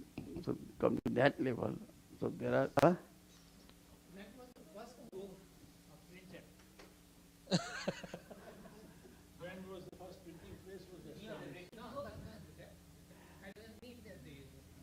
First book printed means when the printing technology started. No, it was so expensive. It was not like that people will be using the printing technology. Even I went through the history. How do they make all agam on a wall? You know, what do they do? How they have done it? Okay, and they had a large prath. Okay, large prath. All 45 agams, just agam only. It took 1200 pages of big, large prath. And each prath was like, with a very bold letters. And then they had a team of the, all the marble type, and start, carving this one. And the one stone is carved, then the disciple will come and verify from the prath, which is a big one, make sure it is there. Now, if there is an error, how do you do it? You put a lappy, okay, for that one, and then and fix it that way. So, look at the pain they went through it to preserve the thing. They think that time that if it is on the wall, if it's there, it has a long-lasting life instead of piece of paper. And that was the intent for that one. That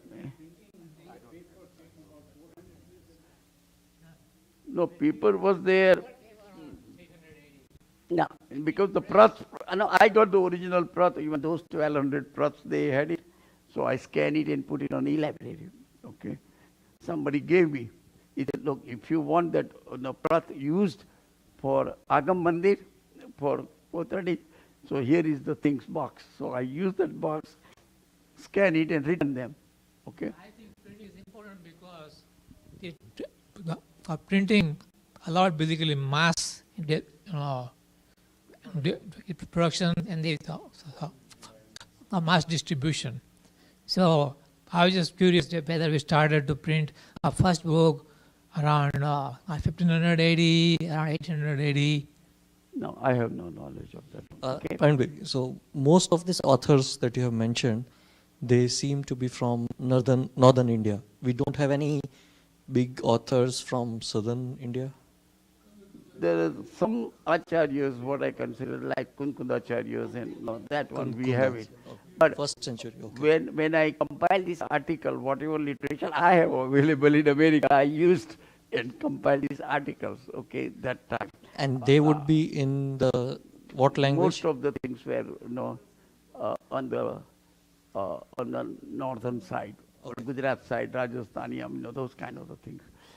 Like I said, this is not the only, but this is what I compiled at that time, because 1993 time period when you compile it, and then I got so busy one after another one, and never get time to really update these things properly and add other literature, Kannada literature, significant amount of we got a Kannada literature. I have no knowledge.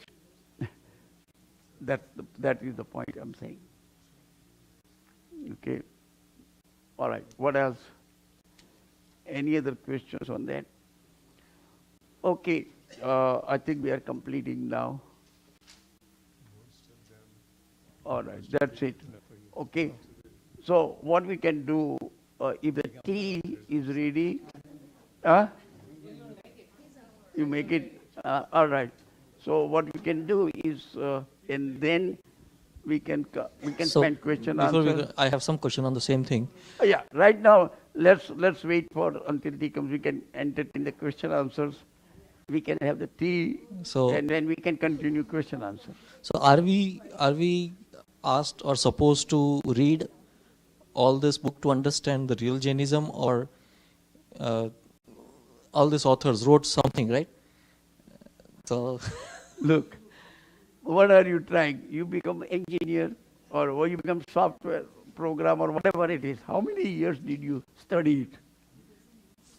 I mean, mostly 14, 15 years. Yeah. 14, 15 years. Yeah. And you want to study the entire 2,500 years literature in one day, in just saying it.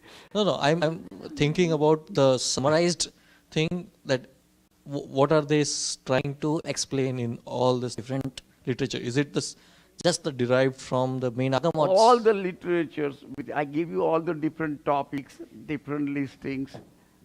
They describe so many things in the literature. If you look at Jewish literature, significant amount of the literature they exist, different aspects, art, architecture, all the sutras. I mean, you name it, it is not like that. But if you talk about just spirituality and other things, then you got to keep in mind the Kashai and Mityatva. There is nothing else in Jainism. Okay? Whether earth is flat or earth is round, or whether there is a galaxy or not, does it make any difference? Okay? It doesn't make any difference. But since it is there, okay, that's the reason I'm saying it. Okay, go ahead. What you're seeing is Kalsutra from original real manuscript from year 1200 in UK. In UK. Oh, that's great. 800-year-old, and this is the It quality. is just the one page of the it has. Sutra, right? No, they have the whole. Oh, you got the whole. But this is just one page from their library that they have. Right. I'm Now able the to see. only, okay. I see. So it's really, I mean, like Yeah, 800 yeah. years old, so Well, clear. But generally, you find Jainism is preserved by Germans and Britishers a lot more than we could preserve it. Okay, there's no doubt about it. Okay, so it's always true. The others realize our value, we don't.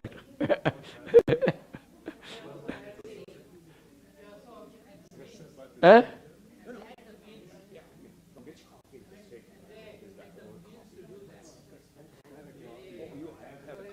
I agree with you. There is a will for them to do it. Okay, that's what they need. All right, now I understand. That's great. Okay.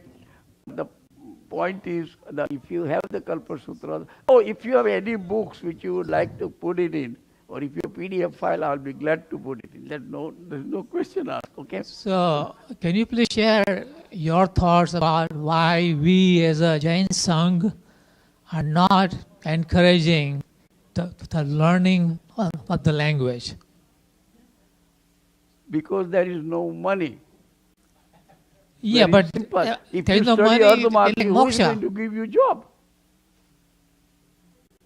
If you study Ardhamati completely and you spend 4 or 5 years, get a master's, BS and master's degree, where are you going to find a job?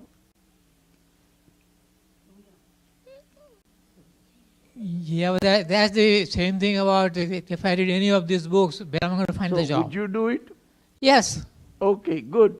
Sign up. Yeah, So what I'm trying to tell you, I already signed up it for is that. extremely difficult for somebody to be spending many years in Jainism where they cannot make living. There is no future for them. Because before, I could have done any field by graduation, but in my time, engineering was really growing, so I became an engineer, right? I could have gone to doctors, medical, whatever I had to do it. There was not a problem for me. Pranbhai, my point wasn't that why somebody spending years to learn Prakrut. Prakrut probably can be taught in a few months, and then you can read the stuff without having to go and read the People learn many in the Jain languages. community at large. You learn Spanish No, I and understand. Chinese, and our kids learn Spanish and Chinese. We know that. Yeah. So why is it hard to learn this language? It is not hard to learn. It's an easier language than Sanskrit. Right. But somebody has to be interested in it.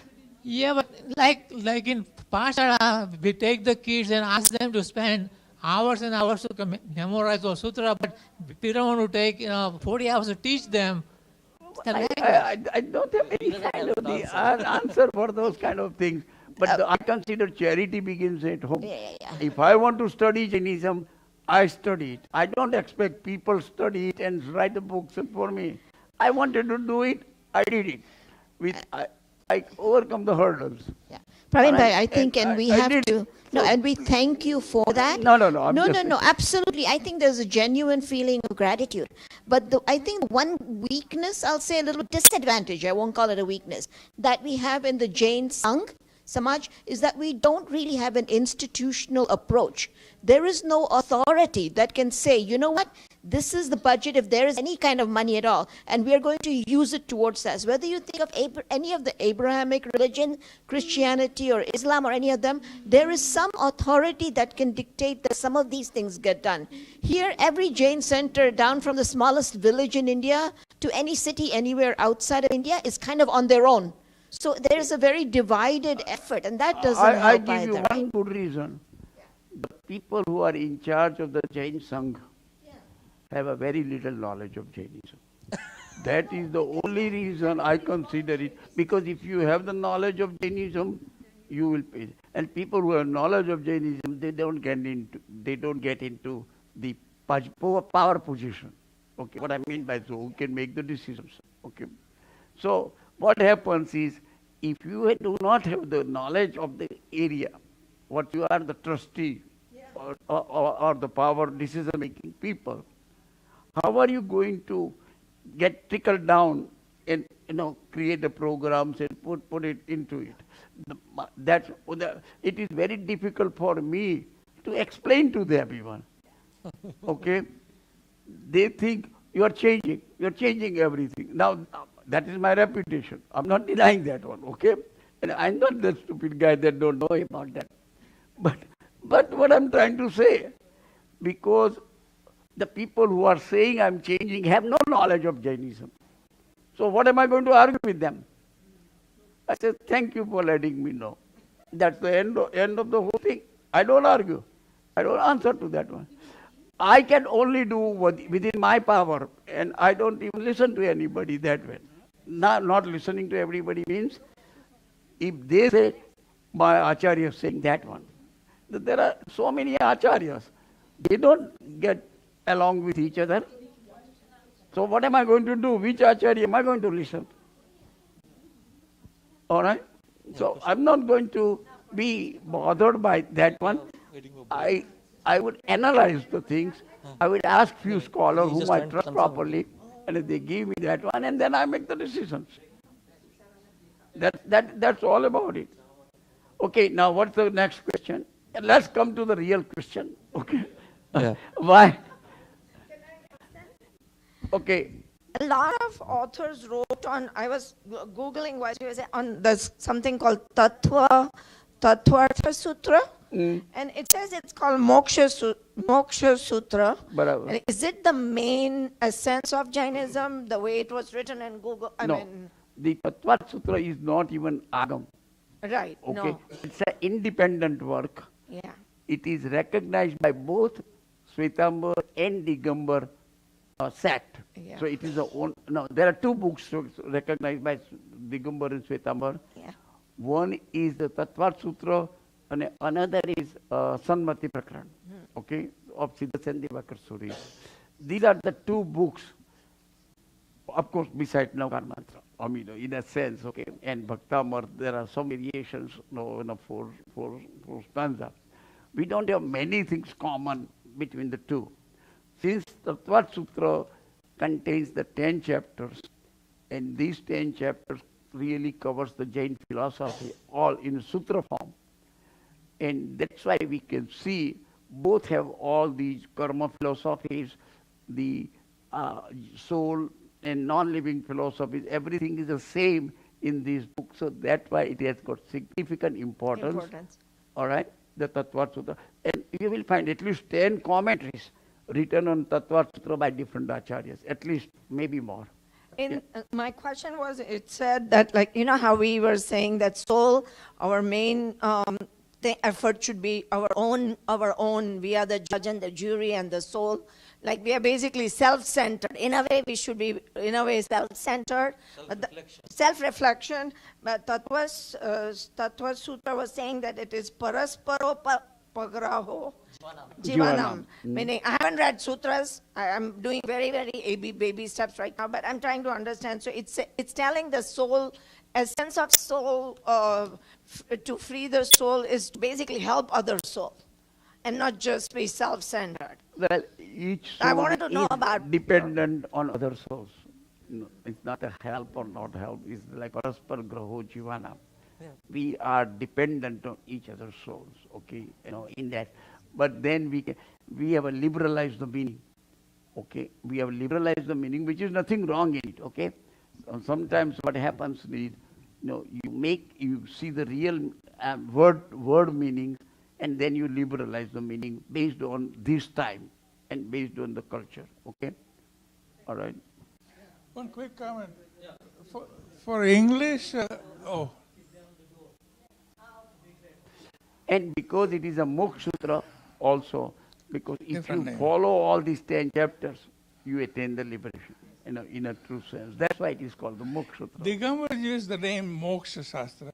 Now, for those who want a good English book for Tattva, the name is That Which Is. Yeah. The Nathwal Tatia has wrote that one. Suda naam what is it again? Nathwal Tatia. Nathwal Tatia. Masaki's translation by Nathwal. Yes. Right. But I It's a cannot good put book. it in because they have given the copyright to the publisher. And when the copyright to the publisher, I cannot put it.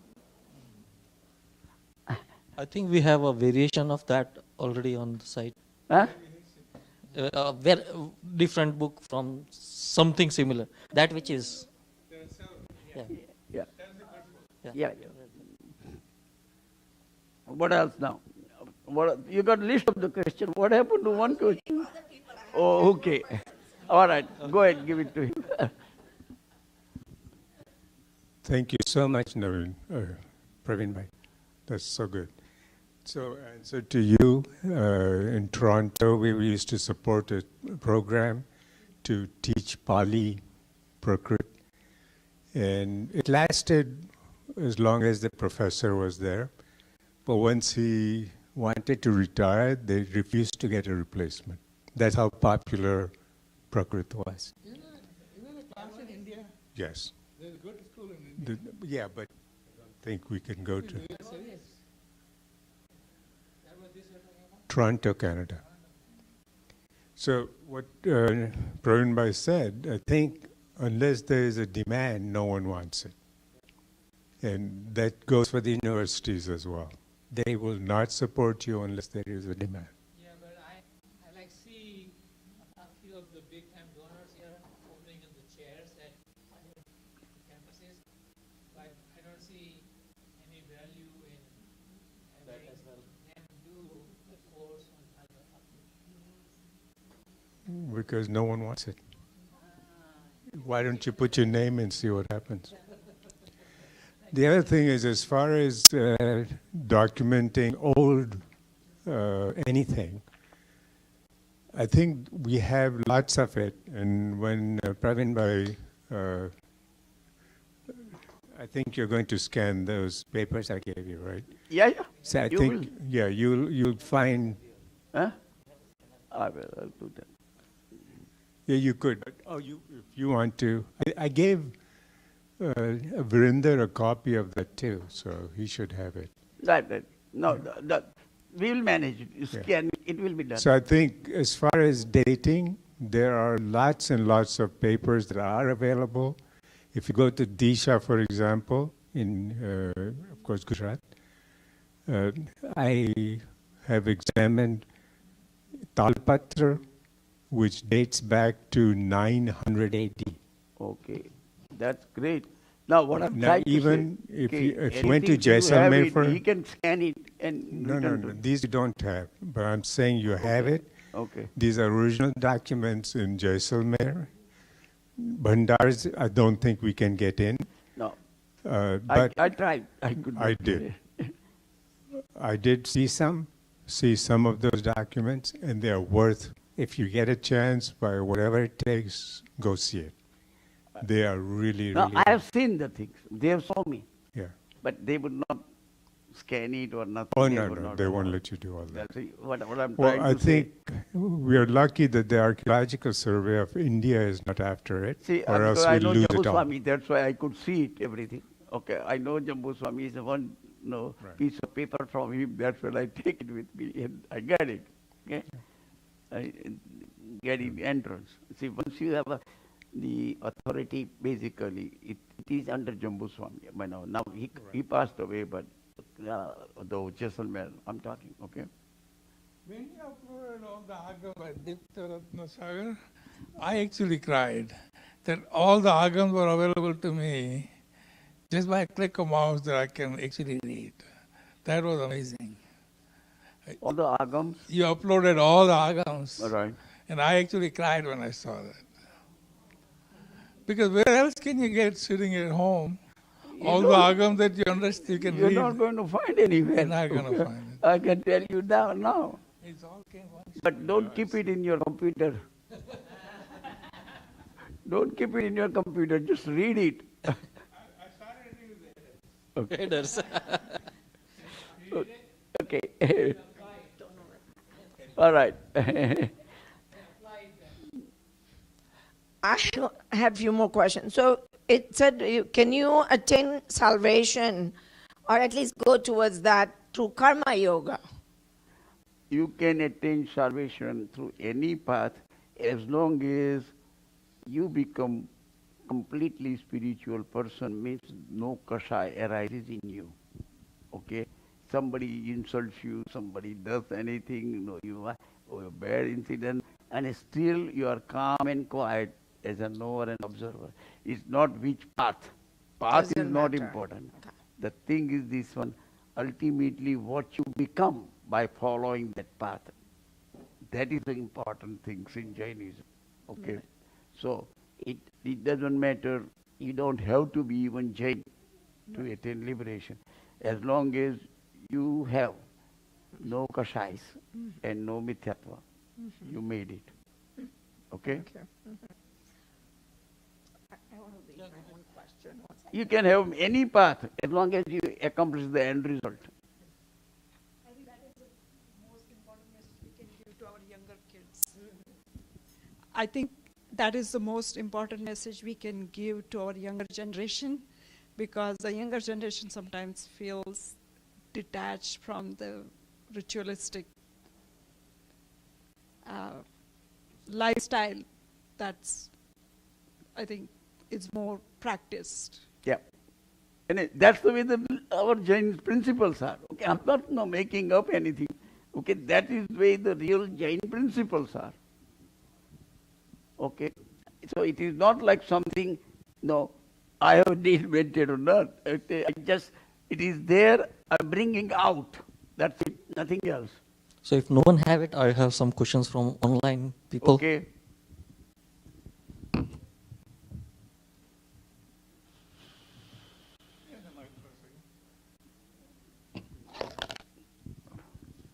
I have a comment on this, that you use your wisdom and decide and so on.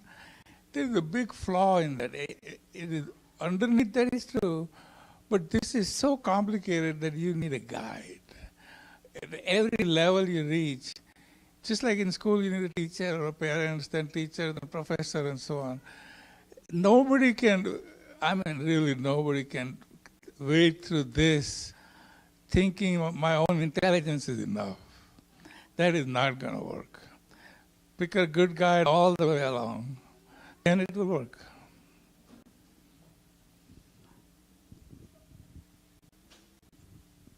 So there is one question. What is true Vyavar and false Vyavar? No, Vyavar is a Vyavar. Okay? Instead of differentiating true Vyavar or false Vyavar. Vyavar is the Vyavar. Okay? Whether you are using for your benefits or for others, as long it is still Vyavar. Okay? When you come to Nishchay, okay, it is your spiritual progress. That's the only nischay is only your spiritual progress. But keep certain thing in mind. There is a lot of misinterpretation. Oh, I don't want to do for anybody. I want to do more myself. One thing you will keep in mind, you cannot do for yourself anything unless you do that thing for others. Okay? You cannot be compassionate to yourself unless you are compassionate to others. Keep anything you mind in mind. Okay? Compassion to others is a vyavhar. Compassion to yourself is a nischay. Okay? But the relationship is, you cannot just do and ignore others. If anybody, any soul is suffering in the world, and if you are able to help and not helping, you are not a compassionate person. You cannot become compassionate by just meditation, these things, when your conduct is like this, which is a selfish conduct, okay? That's where the whole trouble comes with Jainism. Oh, I want to do it my own.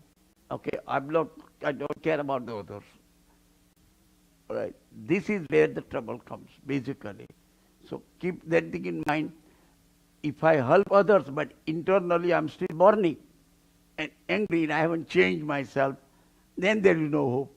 Even you can help as many 100,000 people, but internally you haven't conquered anything. All right?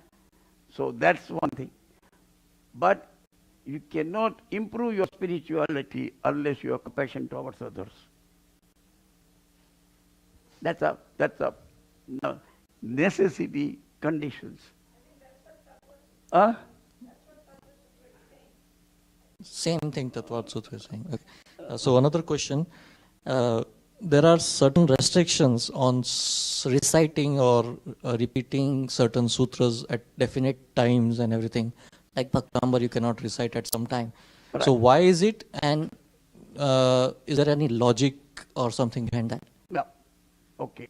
When you come to all these sutras, there are several restrictions, several different ways. No, they have it. Okay. Like there are a lot of restrictions on women. They cannot recite certain sutras. Okay. All right. I asked and discussed with the scholars, I mean, why these restrictions? Because Tirthankar is Vitrak. Okay, like one question, simple question. My two daughters growing up, during their time, they don't have any objection, they go to the temple, right? My wife, no, she wouldn't go that way, right? Right. And again, even my daughter will say, why are you not going? He said, well, I cannot go in this state and all kinds of reasons that it comes. He said, Mom, Tirthankar is Vitrak. Do you think he has a problem? Then he is not a Vitrak. It's very simple. If you don't have a problem and Tirthankar has no problem, who else is there that can stop you? All right? These are your prayers is between you and Tirthankar. Right? So, because these youths are so logician and they think that one versus you cannot even think. All right? So there is no answer. I could not find the answer at that time. Okay? So I have access to the various scholars. I said, here is the things. This is what now my own daughter is telling in the sense. All right? So the answer I got, in the temple, there is third identity, which is the Bhavanpati Devs. Sthanak, right? These Bhavanpati Dev exist also in the temple, which are Yaksha Yakshinis or Gantakana Mahavis or all the Dev Devis. And because they do not like Asuchi in the temple, all right, that is why it is prohibited. Now, you take this answer whichever way you want to. Okay? You see what I'm trying to say? We created these Devis. We make it that way so you can go and ask for, or everything, whatever. Now, the fear comes into it. Now you cannot do these things. All right? So is it only in temple or even at home? So because it is to me, if I have to ask personally, it comes from Vaishnava tradition, because they are clean, they are things, and all our ritual significant influence of Vaishnava tradition. Actually, it is that way anyway. Is it correct or incorrect? Anakwasi has no problem because there is no murti. Right? From that point of view, if you really look into it. Now, how are you going to handle this kind of the cultural base, tradition that comes to overcome into that one? In our lifetime, we are not going to do it, okay? Because we have been programmed that way. Even the women will believe that way, okay? It's not like that women don't believe it, okay? My point, what I'm trying to just bring it out, all these traditions, the restrictions and everything, it is the passed on tradition, and we are just following these traditions, and we are afraid of something. Another thing, recitation of sutra. They said this sutra came from Purva, these 14 Purvas, and Purva has a significant knowledge, okay? And ladies are not capable of handling such that knowledge. That's why they are prohibited. Now, I don't know whether you are capable, you are not capable, you do this one, and only the men are capable of it. Okay. No, so the original question was not about man, woman, it is timing. So like Bhaktambar Sutra, you cannot recite in midnight. Now without any temple, right? It's at home or anywhere. The thing is this way, these are all tantric influence on Jainism. The mantra, tantra, everything is a tantric in sense. In the tantric vidya, all these things happens. Okay? It has its own meaning. It has its own things. Now, what happens, somebody does that way, God knows. Okay? If somebody violates it, what do you do? Because things are available to everybody. Anybody can do that one. That anybody really went through and take a sample, 100 people reciting at midnight, and these 100 people not reciting in midnight, and see the distribution, what kind of the things happen. We don't do it that one. We don't have any scientific study in that manner. Okay? Okay. So another question is, in an individual or samuhik pratikaman, our time is all spent in reciting sutras, counting logas, navar mantra. How and when do we get time to reflect on our past and repent? What do you mean, how? How and when do we get the time? So pratikaman, samuhik is all meant to reflect on yourself. So in this samuhik pratikaman or Payushan pratikaman, your time is spent all in reciting sutras, counting logas and navkar mantra. So you don't have time now. So how and when do you get time to reflect? Well, again, in reality, during Kausar, you have to reflect on all your faults, means, atichar.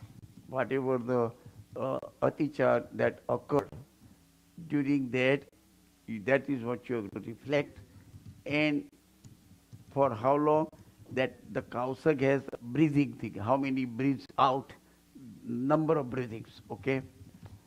People don't do it that way, so they just give you something, do this one. I have no knowledge of that one. You should do it during the Kausar. That's what the Kausar gives. That's what the provision. All right? That's what. I don't have a real clear-cut good answer. So we can discuss it, find it, and see what the people say, and we can document it. But I don't have a real good answers on that.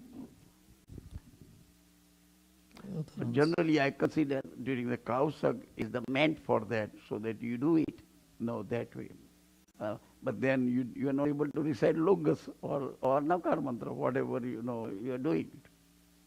Okay. So I think we might have the answer, but just again, when a soul leaves the human body, as per sutra, what does it carry along with it? When the soul leaves human body, okay, of course, it's a soul. The karman sarir, it carries that, with it. These are the child. Okay, it's you get the soul karma with you, and what else is carrying with you? The Tejas Sarir, when you reach there, you develop. I mean, Pradeep bhai, is there anything else? Soul and karma, these are the only two things go when a person dies.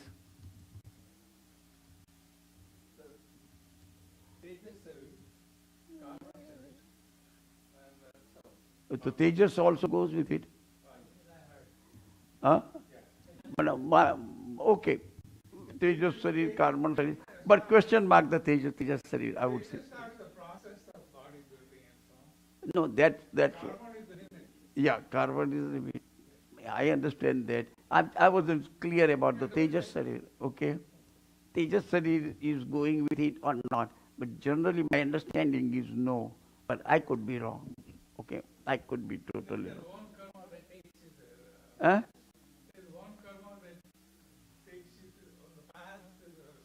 The karma takes you to the place, and then when the right situation, of course, the Tejas Saris are developed, probably, that's what I'm saying. Because the Tejas Sarir of the human, now that used for digestive systems and all other things, okay? When you go in the animal life, it has a different Tejas Sarir. So I don't know. Huh? And they are all invisible, right? They are all invisible. Okay. Very sukshma. Okay. And the last question, the different types of Varyutap, right? Fasting in Jainism. Fasting. There are different types of fasting in Jainism. Do we have significance by priority, by what is better than that and that and that? No, any tapascharya, one should do it based on capacity, all right, whatever they can do with the proper, whatever normal activity you are doing it, within that activity, whatever tapascharya you can do, that is clear, okay? That you cannot do the tapascharya at the cost of your health, at the cost of the, with the tapascharya, if your mind is not even able to do meditation, then that tapascharya has no value, okay, what I'm trying to say. But when you do the tapascharya based on your chemistry of the body, physical situation, let's say some people cannot have empty stomach period because physically, whatever the situation occurs, you just drink water or whatever you need to take, but take minimum for your existence at that time, just for your existence, as long as your mind is stable. Okay, if mind is kind of suffering, then that tapacharya has no meaning.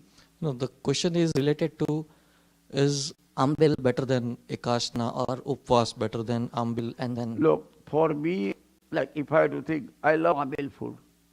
It is not better for me, okay, because I love it. Okay, if somebody gives me Ambil food, it's a feast to me. Okay, I'm trying to tell you. Okay, the Ambil, the purpose of the Ambil is for rasatyag. Okay, and it's something I really love it. Okay, with the Ambil food versus the regular food, and that's where the trouble comes. It's all up. Important thing is a rasatyag. Okay, the rasatyag is all these juicy food which are not healthy for the for the one, and you do the rasatyag. Those foods you don't take it. Okay, then whatever the things you take the food, you only limited quantity. Don't stuff it. Okay, that you cannot do it. So again, those are the practical things you have to see if you have studied the religion properly. But it is not like between Upvas and Ambil, which one is better. Okay. Like in India, it's very commonly accepted that Ekasna is not, Ekasna is the lower, and then do Beasna. No, and then it is always that way. I mean, Ekasna, Beasna is lower so than Unodri, Ekasna or yeah, that one. Unodri And doesn't come into Ambal. the picture at all. But this is for the easiest way of saying it. But the ultimate accomplishment, are you accomplishing these things properly or not? Okay? Is that one is the your internal nirjara. All 6 nirjara, if you are progressing, it doesn't matter which stuff you're doing. Okay? What's the other one? I think the teas are ready. Yeah, let's go. Say it, okay? I Now, think, 1 minute. If we are going to meet again, then no problem. Otherwise, we can do Khami Misavajvi, and I have to. No, thanks everybody. No. But if you are going to come after tea, because tea is ready and I don't want to come, I have no problem. You know, if you are ready, if you have any questions, we can come. because they're all mentioned, they all have a place. Let's come for 5-10 minutes just to complete all who came and the email ID, what to need. We had some open articles, references that we needed from Pravin and everything. So, all right, or you can always contact me on the phone for the questions if you have. So, we are concluding. Let's do Khami Misavajvi in conclusion. Oh, we are taking, okay, then come back. All right, great. Hey, we got to take a group picture. We never took anyone. Okay. Oh my God, I forgot about this one, and you guys, nobody remembered it even.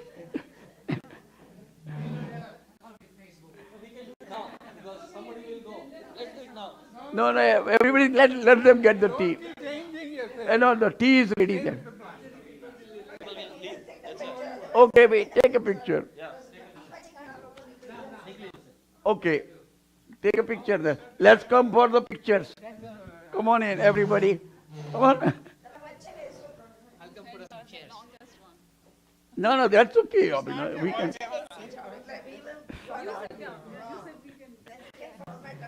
Okay. Is this the okay? All right. Come on in. Sit down here. Oh, that's the way out. Oh. Sorry about No. Hey, can you remove my mic? Raj, can you remove the mic? Hey, Chandrakant पे आता रहो बैसो नहीं है बाजू में अरे आता रहो ना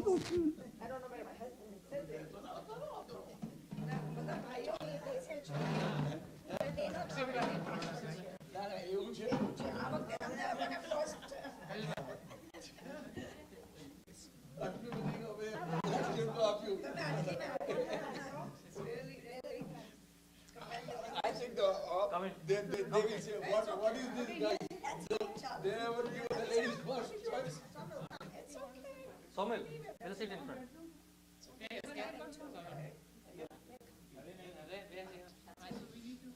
नहीं इत्यादि नहीं आवा actually. You are the only male. Check our wide camera, see how far it goes, or just push it back. Okay. No, he has the Complete?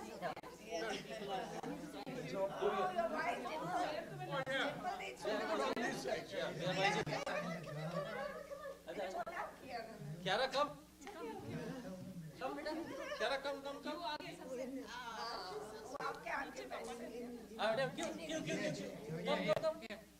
No, she goes mama.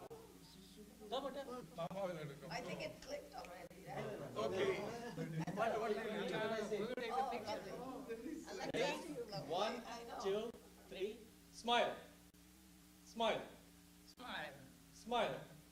Yeah, it did 3 shots. Check it out first.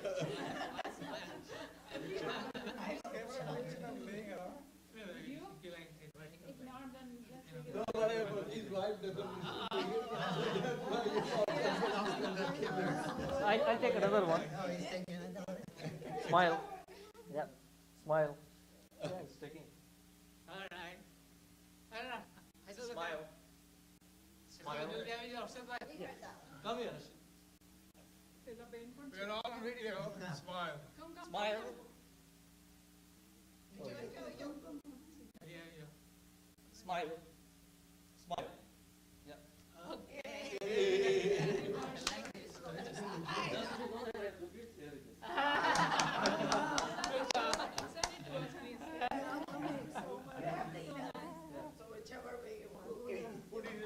I just wanted to say thank you so much. All these years I tried to understand Jain geography, and I ran away from the classes, but this is the first time I learned Jain geography. I think you did an awesome job. અને બોર નથી થયા.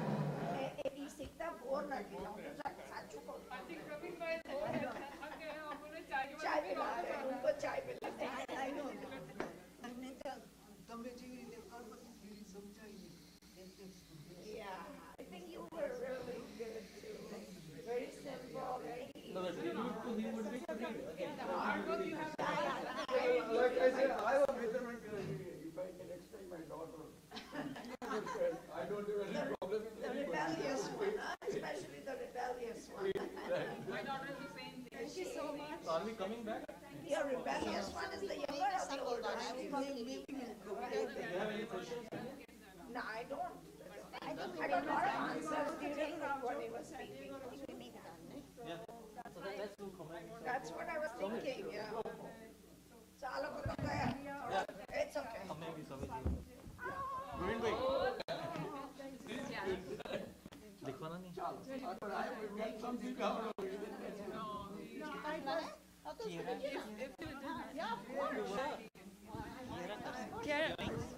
माथाने बोलीला mummy के साथ नौकर बोल बेटे. अच्छा हमारे हाथे बोलना है. हमारे हाथे बोलना है. हमारे हाथे बोलना है. बढ़िया सारा स्टिकर दो. चलिए चलिए सब लोग देखे गए सब मजा ही जाना बोल. But the youngest member say Kamemi Yeah, chalo khame ki sabji. Chalo. क्या रे जल्दी जल्दी अंकल बोल रहे थे ना ये आपने everybody khame ki sabji jo chalo. चलो जल्दी बोल बोल. Good, you can do. Okay. Kamemi सव जीवा खमन तुम्हें मिति में सव भुएसु वेरम जमन की नहीं. तुम्हारा पहला क्वेश्चन आंसर पति क्या है? कब हमारा क्वेश्चन पूछो. चा पीवा चलो. हमने चाबी तक पूछो. चलो चलो.